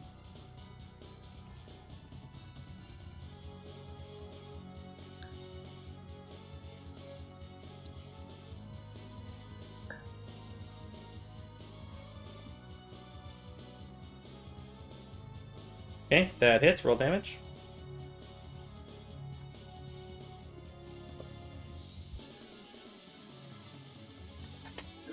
$13 points of damage. Alright, same damage as the first one. Yep, and that's me. Okay, that's you. John. You've been bitten. It do be hurting. Yes, I have been bitten. It's a zombie. He's dead. Kill him. What? I was making a joke about zombies. The whole one bite infection deal. Well, I am gonna slashy stab with my scimitar. That makes sense. Because why not? Yeah, when in doubt, stab. 21 hit. Do a 21 does in fact hit. Sweet.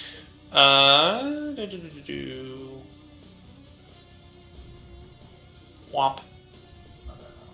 Oh, it was so close to 3 5s. Okay, and then I think with the when I attack with the sword, I get to attack twice, right? Yeah, you can melee attack twice. You deal 16 points of damage. Oh, you're using the flame tongue. Okay, important. Yeah. So you cut into them. Doesn't seem to be doing any extra damage. Like beyond the fire, that normally does. Like they're not vulnerable to it. I mean. Well, I thought I had a ability that I could. You can make 2 attacks. You went that subclass. Yeah. When I do the attack action, I can attack twice. Sweet. Oops, wrong one. That guy. That one hits. Whop. Pretty decent. How's he looking? Looking pretty rough as you cut into him as it burns along, burning bits of the wood of the clothing he's wearing, and he is looking real bad right now. Okay. Is that your turn? I believe so, yeah. Fortunately for you, it is now his turn, and he is going to claw attack you. Starting with that. Wonderful. That's going to hit. Wonderful. As you take some slashing damage, as you take 10 points of damage. 7 points of damage. Then he's going to try to bite into you again, because you are already grappled by him. Because he's rude. Because he is a rude. He's a badman.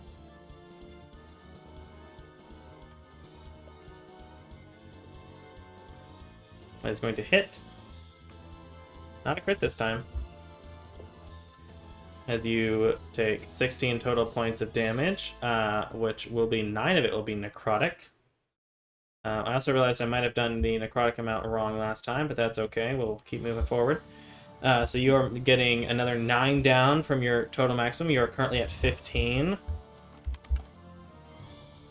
15 HP. Your current maximum HP is 39. And is going to I should heal. have used the bonus to heal, but okay. Going to heal a bit in addition to... Did it get the healing it was supposed to heal? It did. It also seems to be repairing itself. Wonderful. As it makes those attacks Garand.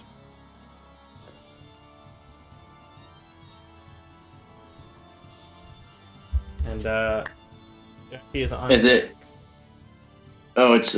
I thought I rolled bad. And you did roll bad initiative. It's just already your turn now. Oh, okay. You've got an 8, All right, but now it's that turn. That time of... So going through here is not a problem. I can get here or whatever and be okay? Yeah. I mean, it might take the extra 5 feet to call that 30, but yes. Okay. Alright. You would have clear vision on definitely this one. This one would probably have half cover. And this one would have full cover. Alright, would you allow me to push them with my Eldritch Blast to shove them through the wounding spikes if they're still up? Yeah. Alright, good deal. I do check. I don't know if that does the damage every time they moved through it, or just when they move willingly. I don't recall, but I can check while you do your attack. Sounds good. Let me think. Am I going... Yeah, you know what? I'm also going to brine a while. Fair enough. Get that chicken ready. Indeed. Let's go ahead and give them... So it does not say moves willingly or anything. So I'm going to say it will, when they get dropped into it, they will take the damage. Alright. So, level 11, I now have 3 of these. Yep. So I'm going to push him 5 feet 3 different times. Unless I can see him, like if I can move him, because technically I can move him up to 10, but I want to still be able to see him. So you let me know what makes sense to you. Yeah, it'd be like moving 5 feet 3 different times to move him back to there. Okay. Alright. First one definitely hits, roll damage. Alright, and then plus, I guess John will roll a d4. Woo! Almost max damage, 20 points. As you blast into him, he does lose the grapple as he is forcibly moved. John is no What am longer I rolling a grappled. d4 for? Because I'm pushing him through the spikes. Not yet, though. He's not in the spikes. The spikes start over here. Yeah. Okay. The spikes are like where the chick is right now. Miss Right for the beyond second Gambit. one.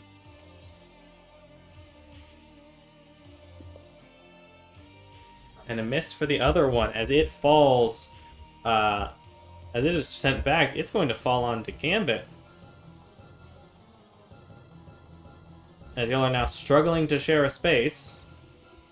Unwillingly on its part. Unwillingly on my part, too. Don't make assumptions. Fair enough. Alright, and does anybody look like on death's door? John is looking kind of pale, blood drained, but having a bad day. Paler than usual. Paler than usual. But As it not, does seem to bite down. through the aura and take some of your actual blood. Alright. He has 15 HP if that's what you're He asking. does have 15 HP, but technically he's closer to half HP than he was before the attack happened, I think. Yeah. But his half HP is now lower than it was before. Yeah. Compared to his Alright, normal max, he's not doing great. Not a bit.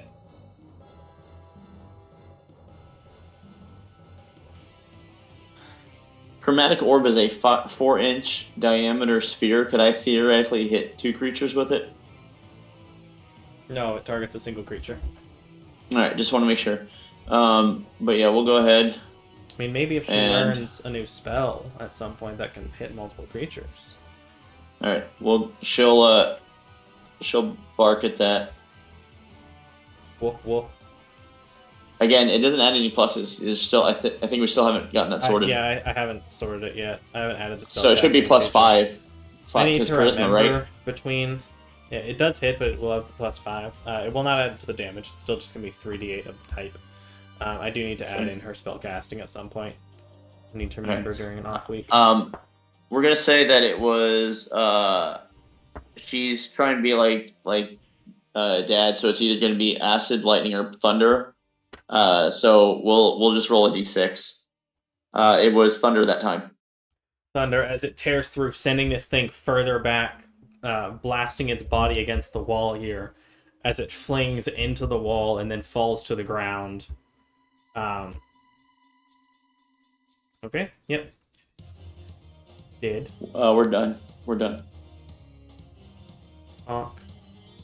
It is the other one. It is going to climb over, filling in the spot, and is going to continue to attack John. Actually, it needs to roll a check.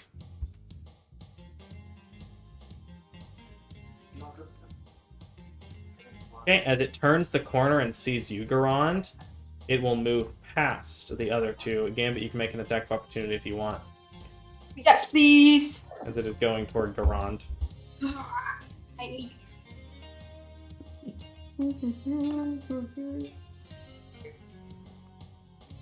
Do these things have like some sort of like hive mind to where the last person that heard it? You kidding? That's a crit. And you had someone nearby, so you... Well, yeah, I know you can sneak attack. You didn't have any reason to have disadvantage, so have fun. Yeah, that's the best thing in the world Yes. is like when you get an op attack and you can sneak attack, because it's the only other way to get sneak attack more than on your own turn. Because it's once per turn, not necessarily yours. Yeah.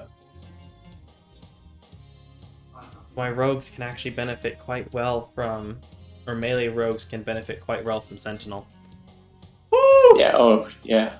As you... So that shouldn't have been Revolver. Oh no! Oh, sorry. So... But they were all D6s anyway, which I Then believe was... plus 5. So... The radiant is, but plus d6. Can I? Yeah, I'm gonna go ahead and undo Well- that, and you can do it again. I believe if you I think hold so. control when you drop it, it will auto crit. So let me go ahead and undo the damage on it, and then you can Okay. roll it again and make Tell me it crit when. with the. There we go. Now you can do it. You're able to hold control when you roll it, and it should make it crit, which you should do with your scimitar. which will get the bonus from Radiant, so I think it might even have been the Did it? same. Oh, did wait, I didn't not. put sneak attack on it. Can I do it again? Can you go ahead and do that? Yep, I can undo it. Go ahead and do it again. Okay, sorry. And Well, if it was just 1d6 difference, you should have just taken off one of the 3d6 from the revolver. But there's Those were a both threes. different. So it is that, and so if there is the... I don't think there is 1d6 difference because you're getting the Radiant boost right now. Yeah. So it's actually just going to be the 68, I think. Unless they're vulnerable to Radiant, in which case you just add an additional 3. They are not vulnerable to Radiant, so go ahead and just... Felt good at its big damage as you slice into it.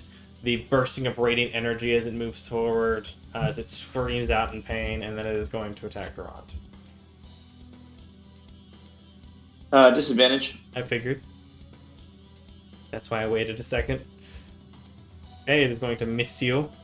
Almost And hitting then I'll give you myself before the you advantage. deftly step out of the way as it tries to strike into you. The second one is going to hit. Going to deal some damage. Only 7 points of damage with its claws. Thicket, what are you doing over there with the door?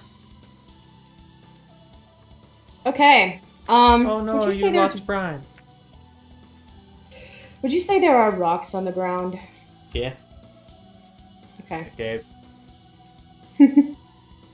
I'm gonna. Whoa. Whoa. I can just freely move. I don't know where I was.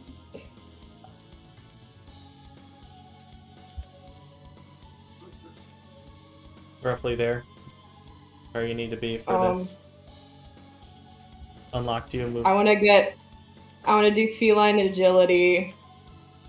I'm still unlocked. I will relock it. Go ahead and try one more time. I'm gonna leave it locked and not try to make it easier on you. See if it works. To get like here, I guess. As I am running, I would like to cast Daylight on a rock. And pick it up. And then yell, "Everyone duck!" and throw it at the vampires.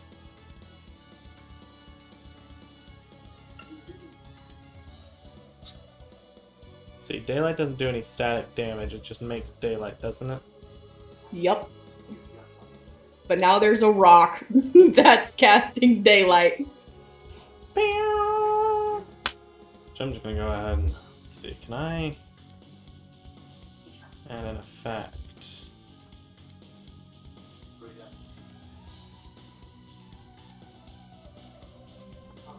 And then I'll What is it? Is it bright 60, dim 60? bright light 60. Yeah. It doesn't specify dim. Oh wait. Yes. Bright light for 60, dim light for 60. I think this is how this works.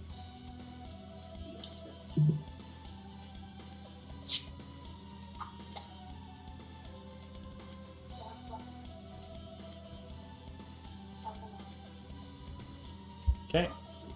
Added the light effect. Okay, it will take effect presumably on their turns. Okay, and then 1 sec. Let me check a thing.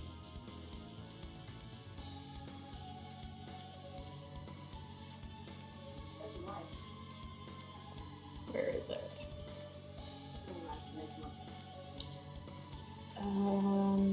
That takes an action. So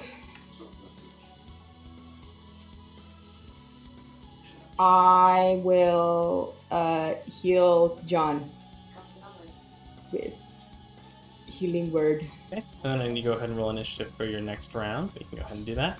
While you do that, Gambit. Yeah.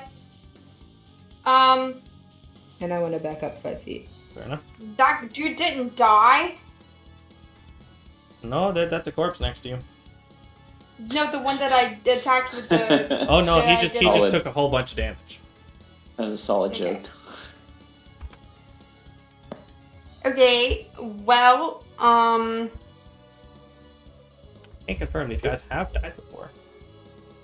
can I. Do I get sneak if I attack her? No. No. Okay. It doesn't matter. I will attack her anyway. Fair enough. That's damage. And that's my revolver.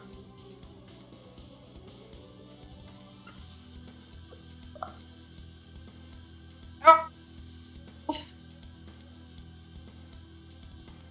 That is a hit, though.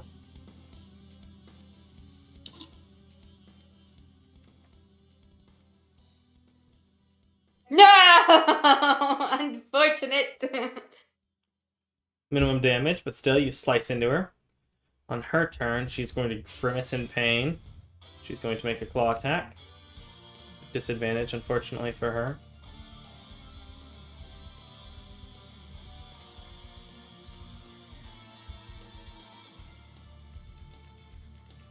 That was the first one accident. Let's go ahead and run the other one. Why did it disadvantage you? Either way, all three hit, so it's going to hit you. Instead of dealing damage, she is going to grapple you. She is going to fall backward, pulling you with her. As you fall down, each of you are going to take 4 sets of the spikes damage. So I need you, John, to roll the 8 of the d4 damage points on both of them. Is it disadvantage? No, because it hit. Never mind. Is it a on both of them for spike? Is it? Yep. Is it? It's not dexterity based, is it? Nope, it is just you take the damage when you move through it. Yay! You're also about to fall 15 feet. So, actually, it's with where you're going. I'm going to call it 20. So you're also going to take, you and her are also each going to take 2d6 damage. She should not have resisted that. I'll apply it to her again. I don't guess I could use transposition as a reaction. Nope. Well, what does it say? Hold on, let me find it. John, I can just apply that 15 unless you want to roll the amount on Gambit yourself. I have them queued up to roll on Gambit unless... A bonus action. He's got something. Ripperoni. Nope, I need you to hit Gambit with Spike Growth. Go. Sorry, Gambit. Gambit takes more It's damage than fine. the vampire did.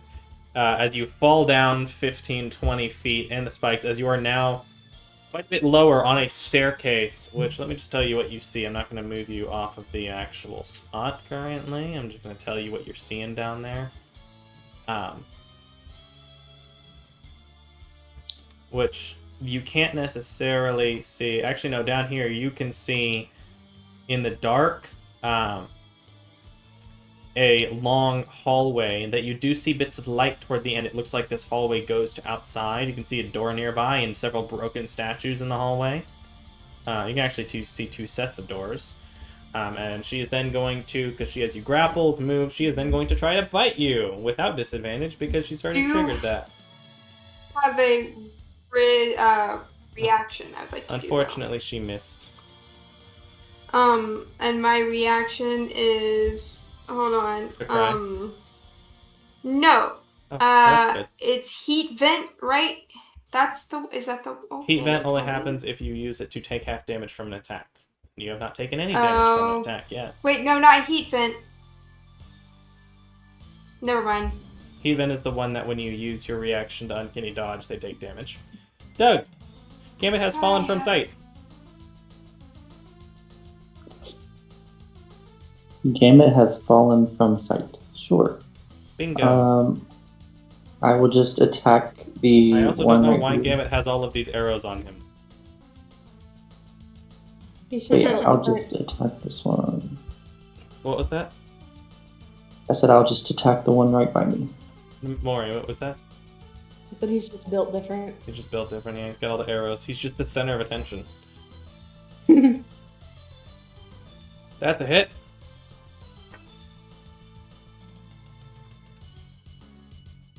And I'm going to re-roll that. You don't need to. Oh, So you never cut mind. through it, carving into it. As it falls to the ground as you split it in two across the chest. And then I'm going to move my echo this way. Know why that rolled twice. Okay.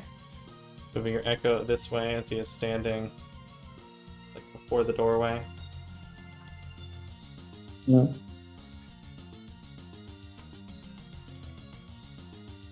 It is 15 feet below. You will not be able to hit the creature down there. What'd you say? That creature is 15 feet below because it threw itself and Gambit down the staircase. So I can't go down 15 more feet? How far can you move it? 30? I would say no. You would just barely not be able to get there. With the 20 feet, it would have to move horizontally, and then 15 down. You would not quite be able to get there. If you are going to, you can choose to push past John to get forward. Okay. Is that your turn? Yep. John. Mate. Go ahead. What's your passive perception? Passive perception. 13. Okay. Continue. Okay. That's not ominous at all.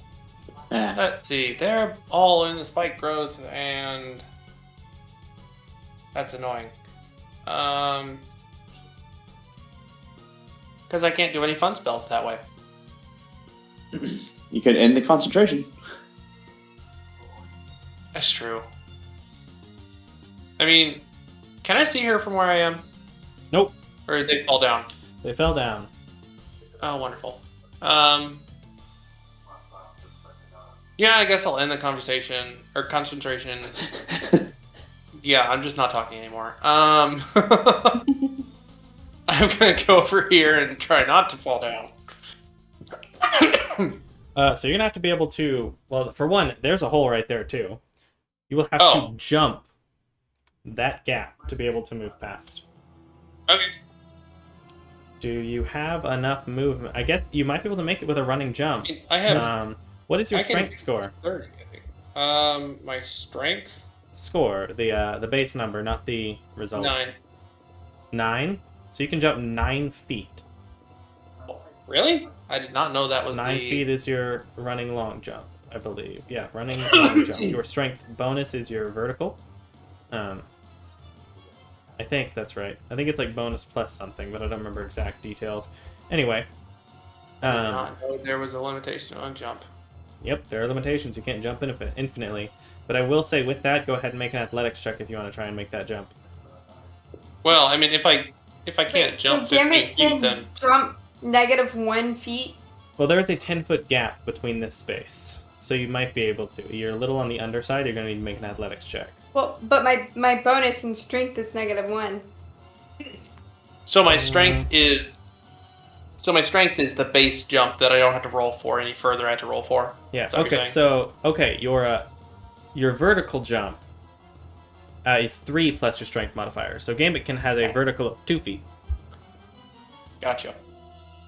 You have a vertical of like 4 or 5, depending on what your strength is. And your long jump is the score. Yep. Okay. So, I can. but just under, you could either have to you'd have to be like hanging off the edge, or make an athletics check right now to try and make it. So I gotta make an athletics check to be able to run over or To jump be able over. to jump, yeah. Okay, I will do that. And actually, I'm gonna hero point that. Okay.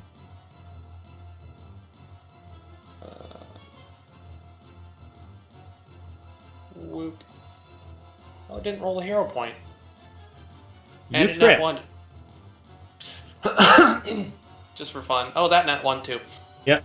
You trip as you fall, striking your head against the wall here as you are falling pretty much on top of Gambit. You're also going to need to take yourself 8d4 spikes damage, because you're not immune to your own spikes. Concentration. Oh, did you drop concentration? Yeah. Ah, never mind then. In that case, you're just going to take the 2d6 falling damage. 3. Hey, at least it was only 3 At points. least it was only 3 points, as you are now suddenly with Gambit. Am I prone on the ground or Probably, yeah. I would say Okay. so. I didn't know if I had to take it. If I was As- able to take. Can I Doug, use you my would see action next to stand you up? the body of the vampire convul. Oh, what was that? I was asking, can I use my action and stand up because I hadn't used my action yet. And yes, you can basically dash and stand up. Yeah. Cool. Yeah. Doug, you see the body next to you kind of stretch and break as coming out from the skin. The wood seems to take form as it stands up. As you would see, a needle blight. Which, would anyone... I mean, I guess up to you if you want me to share the picture or not. Or you can just zoom in and remember. A needle I don't blight want to coming see out it. of the corpse. It is going to attack you with its claws. It has advantage because you've been recklessing. And it still misses as it stands up and begins to try to attack you, but fails. Garand. Alright, so the dude in front of me was killed. Yep. And then I heard Gambit fall down or something. Yep, and then you saw John trip and fall down. Okay. How many variables? Alright. You should try. Just have a pile of people in a staircase to start a next session. Alright, so 25, can that be 30 feet? That would be to 30 there? feet to shove past Doug, because it takes an extra 5 feet to move through an alley. That's fine. And now can I see her down there? Yeah, you could lean over the edge and... Alright, and She's does like grappling me. she have Gambit grappled? She Alright. does have Gambit And ground. it's alright, then it's gonna be an Eldritch Blast scenario. I figured.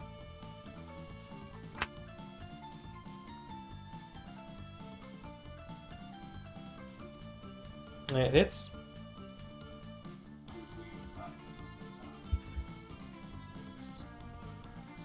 Takes 7 points of damage. Are you gonna launch her backwards out of sight? Oh yeah, 100%. Does she drop me, or is it? She will drop you. After the second hit, she will go out of sight if you send her back another 5 feet. Now, as long as she's gotten rid of Gambit, I don't have to keep pushing her. Fair enough. Okay. Deal more damage. She'll be out of your vision. I can't if I can't see her. You got the 2 hits in. It's after the second hit that she would be out of your sight. Right, but I couldn't deal damage to her because she's not on the map now. You could still deal damage because you do hit her with the second attack.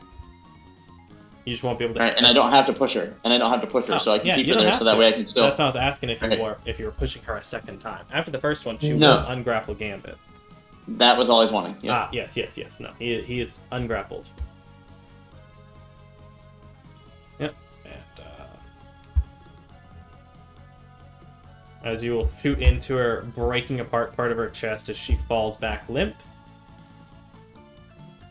I believe that's your turn. What's Jackie gonna do? If anything. She's gonna take a protective stance for Thicket, just be there for him in case anything tries to sneak it from behind. Reaction bite for Thicket. Yep. The body of this vampire is going to convulse and break apart. As two big bites appear. I'm going to follow behind Doug, and because they are small creatures, they can basically share the space. Hit them with fire. They're both making attacks with advantage.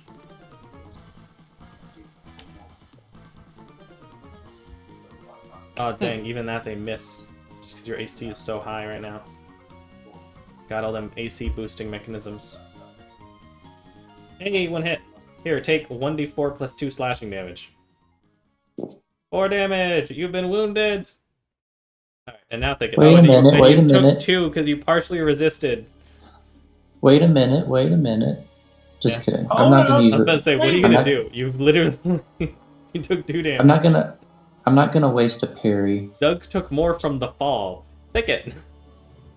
Yo, does Claude not get any turns? He wasn't joining in the fight. Rude. All right, he'll start moving that way. Gambit just fell down a flight of stairs. It's true, he did.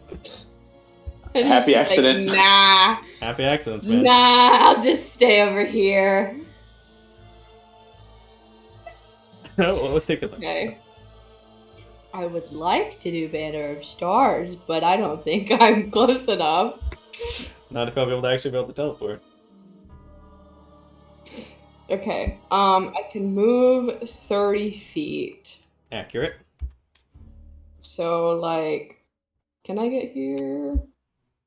Or is the corner too far? That is, yeah, you would know. You'd have to go around the corner Okay. to be like. Yep, there.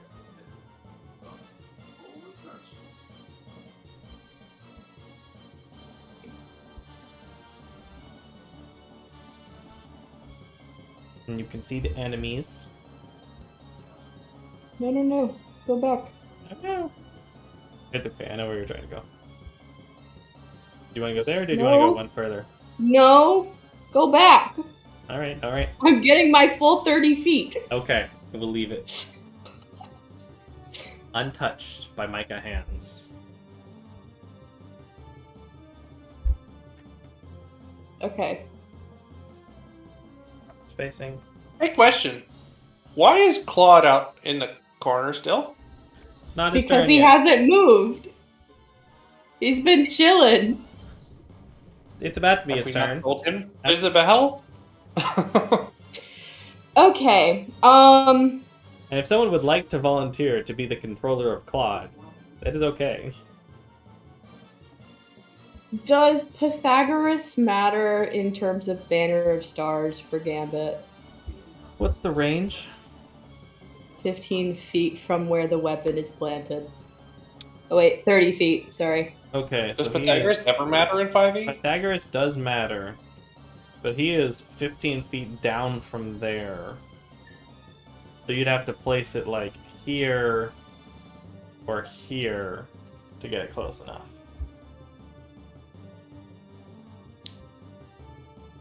So you're saying I'm not close enough. No. Okay. Well, instead, what do I have that's fire besides the circlet? See if I can do multiple things. Just play Gotito. So I would recommend if you were going to do But that. I think to that's weighted also an 5 feet. action. It is an action, it's true. Yeah.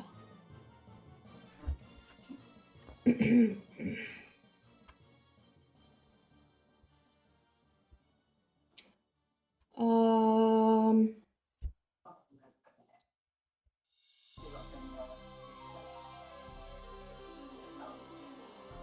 Where is the rock, by the way? Oh, the rock? Right The here. daylight rock. Okay. Which is, oh, yeah, that's a fair point. I guess I didn't, it doesn't matter because she's dead now, but I guess I didn't roll the damage they would have gotten at start of turns. But it's okay. They didn't do enough damage. It's fine. It's too late. My bad. Okay. Sometimes my forgetfulness helps, sometimes it hurts. It happens. Balance. Alright, well, Perfectly balanced as all things should be. I don't think I can use a bonus action to do more fire, so I think I'm just going to do the circlet of blasting to the little bits right in front of me. I would recommend to have stood 5 feet back so you wouldn't get disadvantage. Yeah. Ciao. Okay. I mean, I know there's the circlet. I like to think that they get finger guns with his because he doesn't have opposable thumbs, so it's just the one paw finger kind of pointing out. Except he doesn't even really have fingers because that's not how cats actually work. I mean, He kind of, has sort toe of. Like the one toe bean is where the fire is coming shooting out from. First one hit, Excellent. second one Okay. missed. You do want to go ahead and roll I don't damage. think it doesn't just like Iron Man shoot things. Just like Paul. The first one gets burned up instantly. Second attack missed. Third attack. Oh, even better. If they could just Kamehameha everything. Second hits. Burning it up. Die. Bond is gonna move and dash to keep moving. And then, am I in range for a healing word? Do I have to see people? I'm coming! I do have to see people. I will save you. Why are So, the damaged people. Because Fantasy Grounds decided that the blood of plants was green. Garan, do you want me to heal you or no? I think. Are they worse than me? Yes. All right. I took a little bit of pain, but I'm mostly all right. Yeah, help them, I guess. Thank you. Okay, I will not cast healing word then. Oh, I thought you were going to heal someone else instead of me. If you. Well, if I not, will then yeah. eventually, but I just Oh. can't. I can't see them right now Oh, Gambit. okay. to use the spell. Ow. Gotcha. You just got pulled down a flight of stairs. It's actually Okay. really funny. And you didn't even Gambit's, like, see giggling and laughing. And yeah, you didn't. And she appears to be dead, and you didn't even see the monsters that were coming out of the corpses, so you have no idea about that. I don't. Hey, what's going on up there? Is it done? Creepy things happening with the bodies. Okay. Gambit will prepare an attack. Fair enough. You will immediately get to use it as the next turn. A needle blight. Die.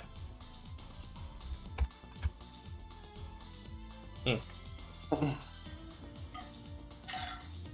I spawn another needle blight? It's dead! She died, certainly. But let's see which one She is did. Needle blight 6. Yeah, we'll pull itself out of her corpse. Yeah.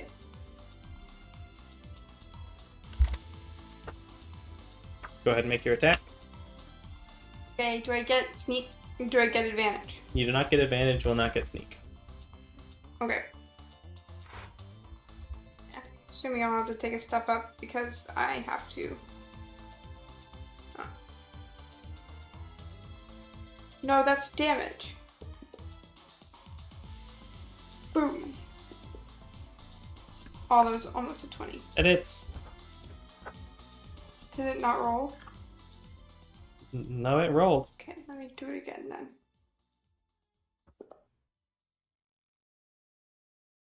Definitely hit both Hello? times. Why isn't it rolling? It's rolling on our side. I don't know what you're dealing with. Go ahead and roll damage. Oh, it crashed?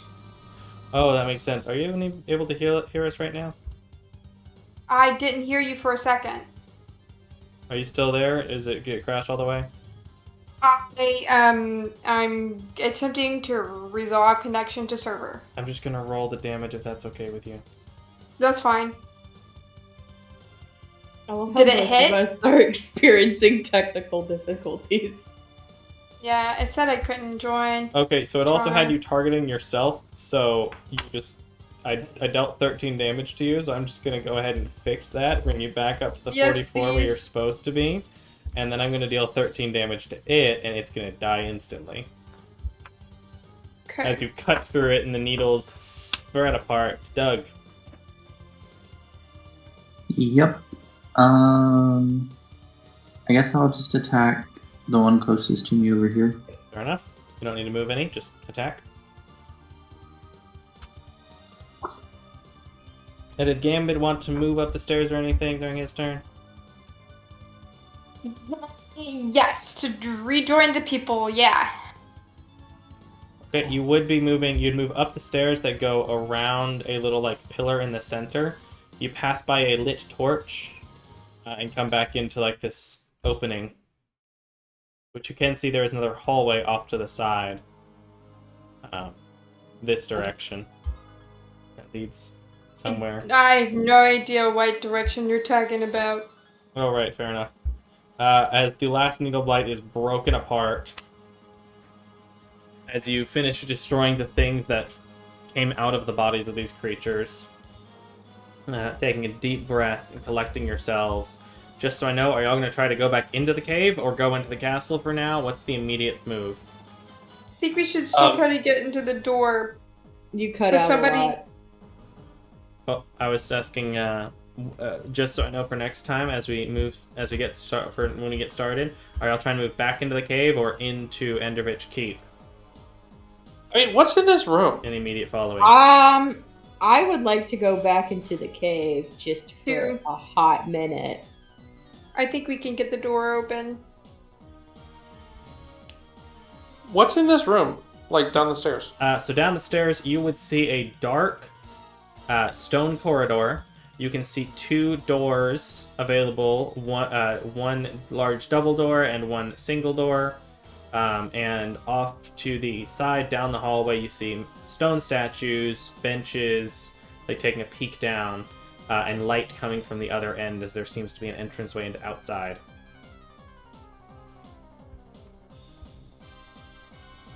Can we play till 10:30? No. I'm sorry. I want to go My drink brother- the blood and open the door. I want to too, but my brother has to go to bed. Yeah, fair enough. Well, so is write it John? down and save that thought. Are y'all heading into the cave or into the keep? To the cave.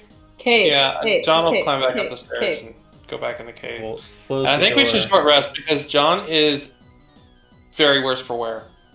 We just woke up. You could take a short rest. You wouldn't be able to take a long rest. Presumably, you closed the door back.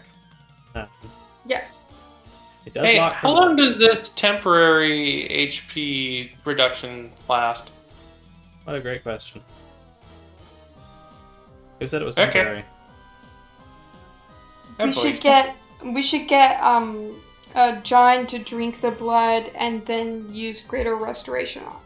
No, I will drink the blood because I'm immune to poison and disease. That's fair.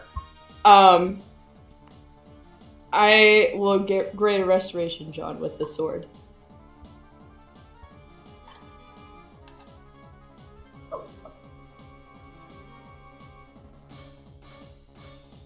Are you casting Greater Restoration then? Is that what I understand? Yes, with the sword. Okay, let me pull up the effect.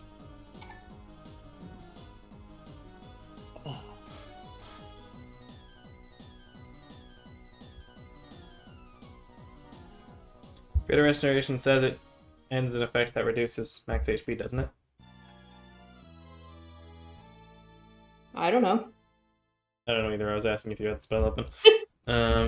I'm trying to find it, but my sword disappeared. I'm just going to throw that there.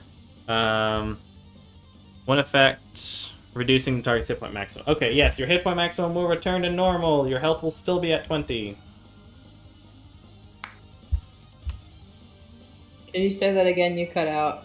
Your health returns to normal levels. You are still at 20 HP, but you do have your hit point maximum back. Because that is part of what Greater Restoration does. Yep. Congrats. Go take a nap. As Thicket prepares to drink blood from a stone goblet from a basin in a dark room, that's where we're going to end the session for tonight. As Thicket stares into the liquid, considering his options as you all recover from the moments of danger, from the creepy plant vampires and everything else going on. So take a deep breath. Wait a second. I was bit by vampires. Correct. I feel like that's a bad thing. Yeah. I think Bale explained to us that it doesn't work that way. Didn't he? Vampire spawn can't turn people. It's just the big Yeah. rock vampire.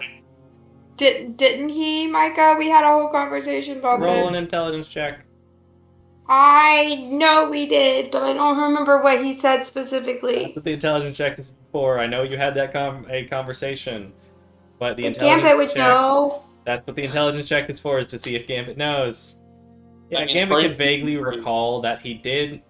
He didn't say that vampire spawn couldn't change people. He said that to become a full vampire, a vampire spawn has to drink the blood of the vampire that turned them, or through some other rituals that people can access. But that you don't. It's not like a zombie infection from the movies. But it's that if you die from the bite of a vampire, spawn or otherwise, I believe. I do need to double check on the spawn part. I'm pretty certain that it's spawn as well. Let me double check.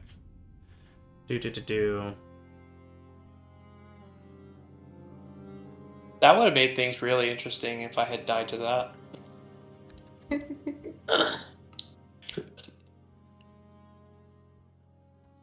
John would have to like constantly wear full body clothing.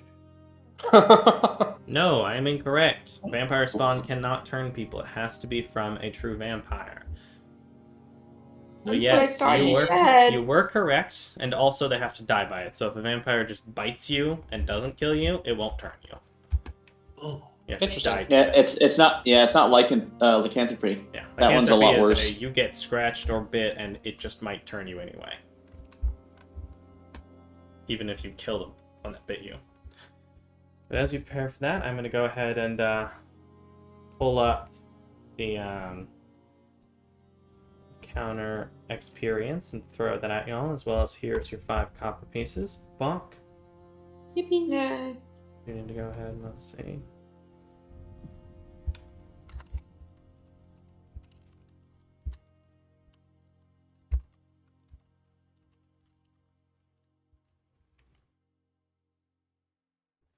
Let's see, NPCs.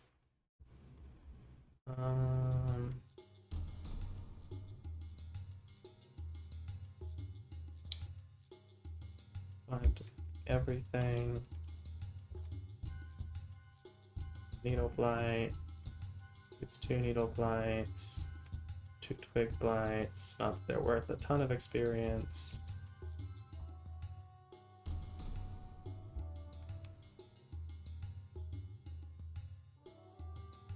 Oh, that was incorrect. I need to fix that because I only did it for 1 vampire. Fought 3.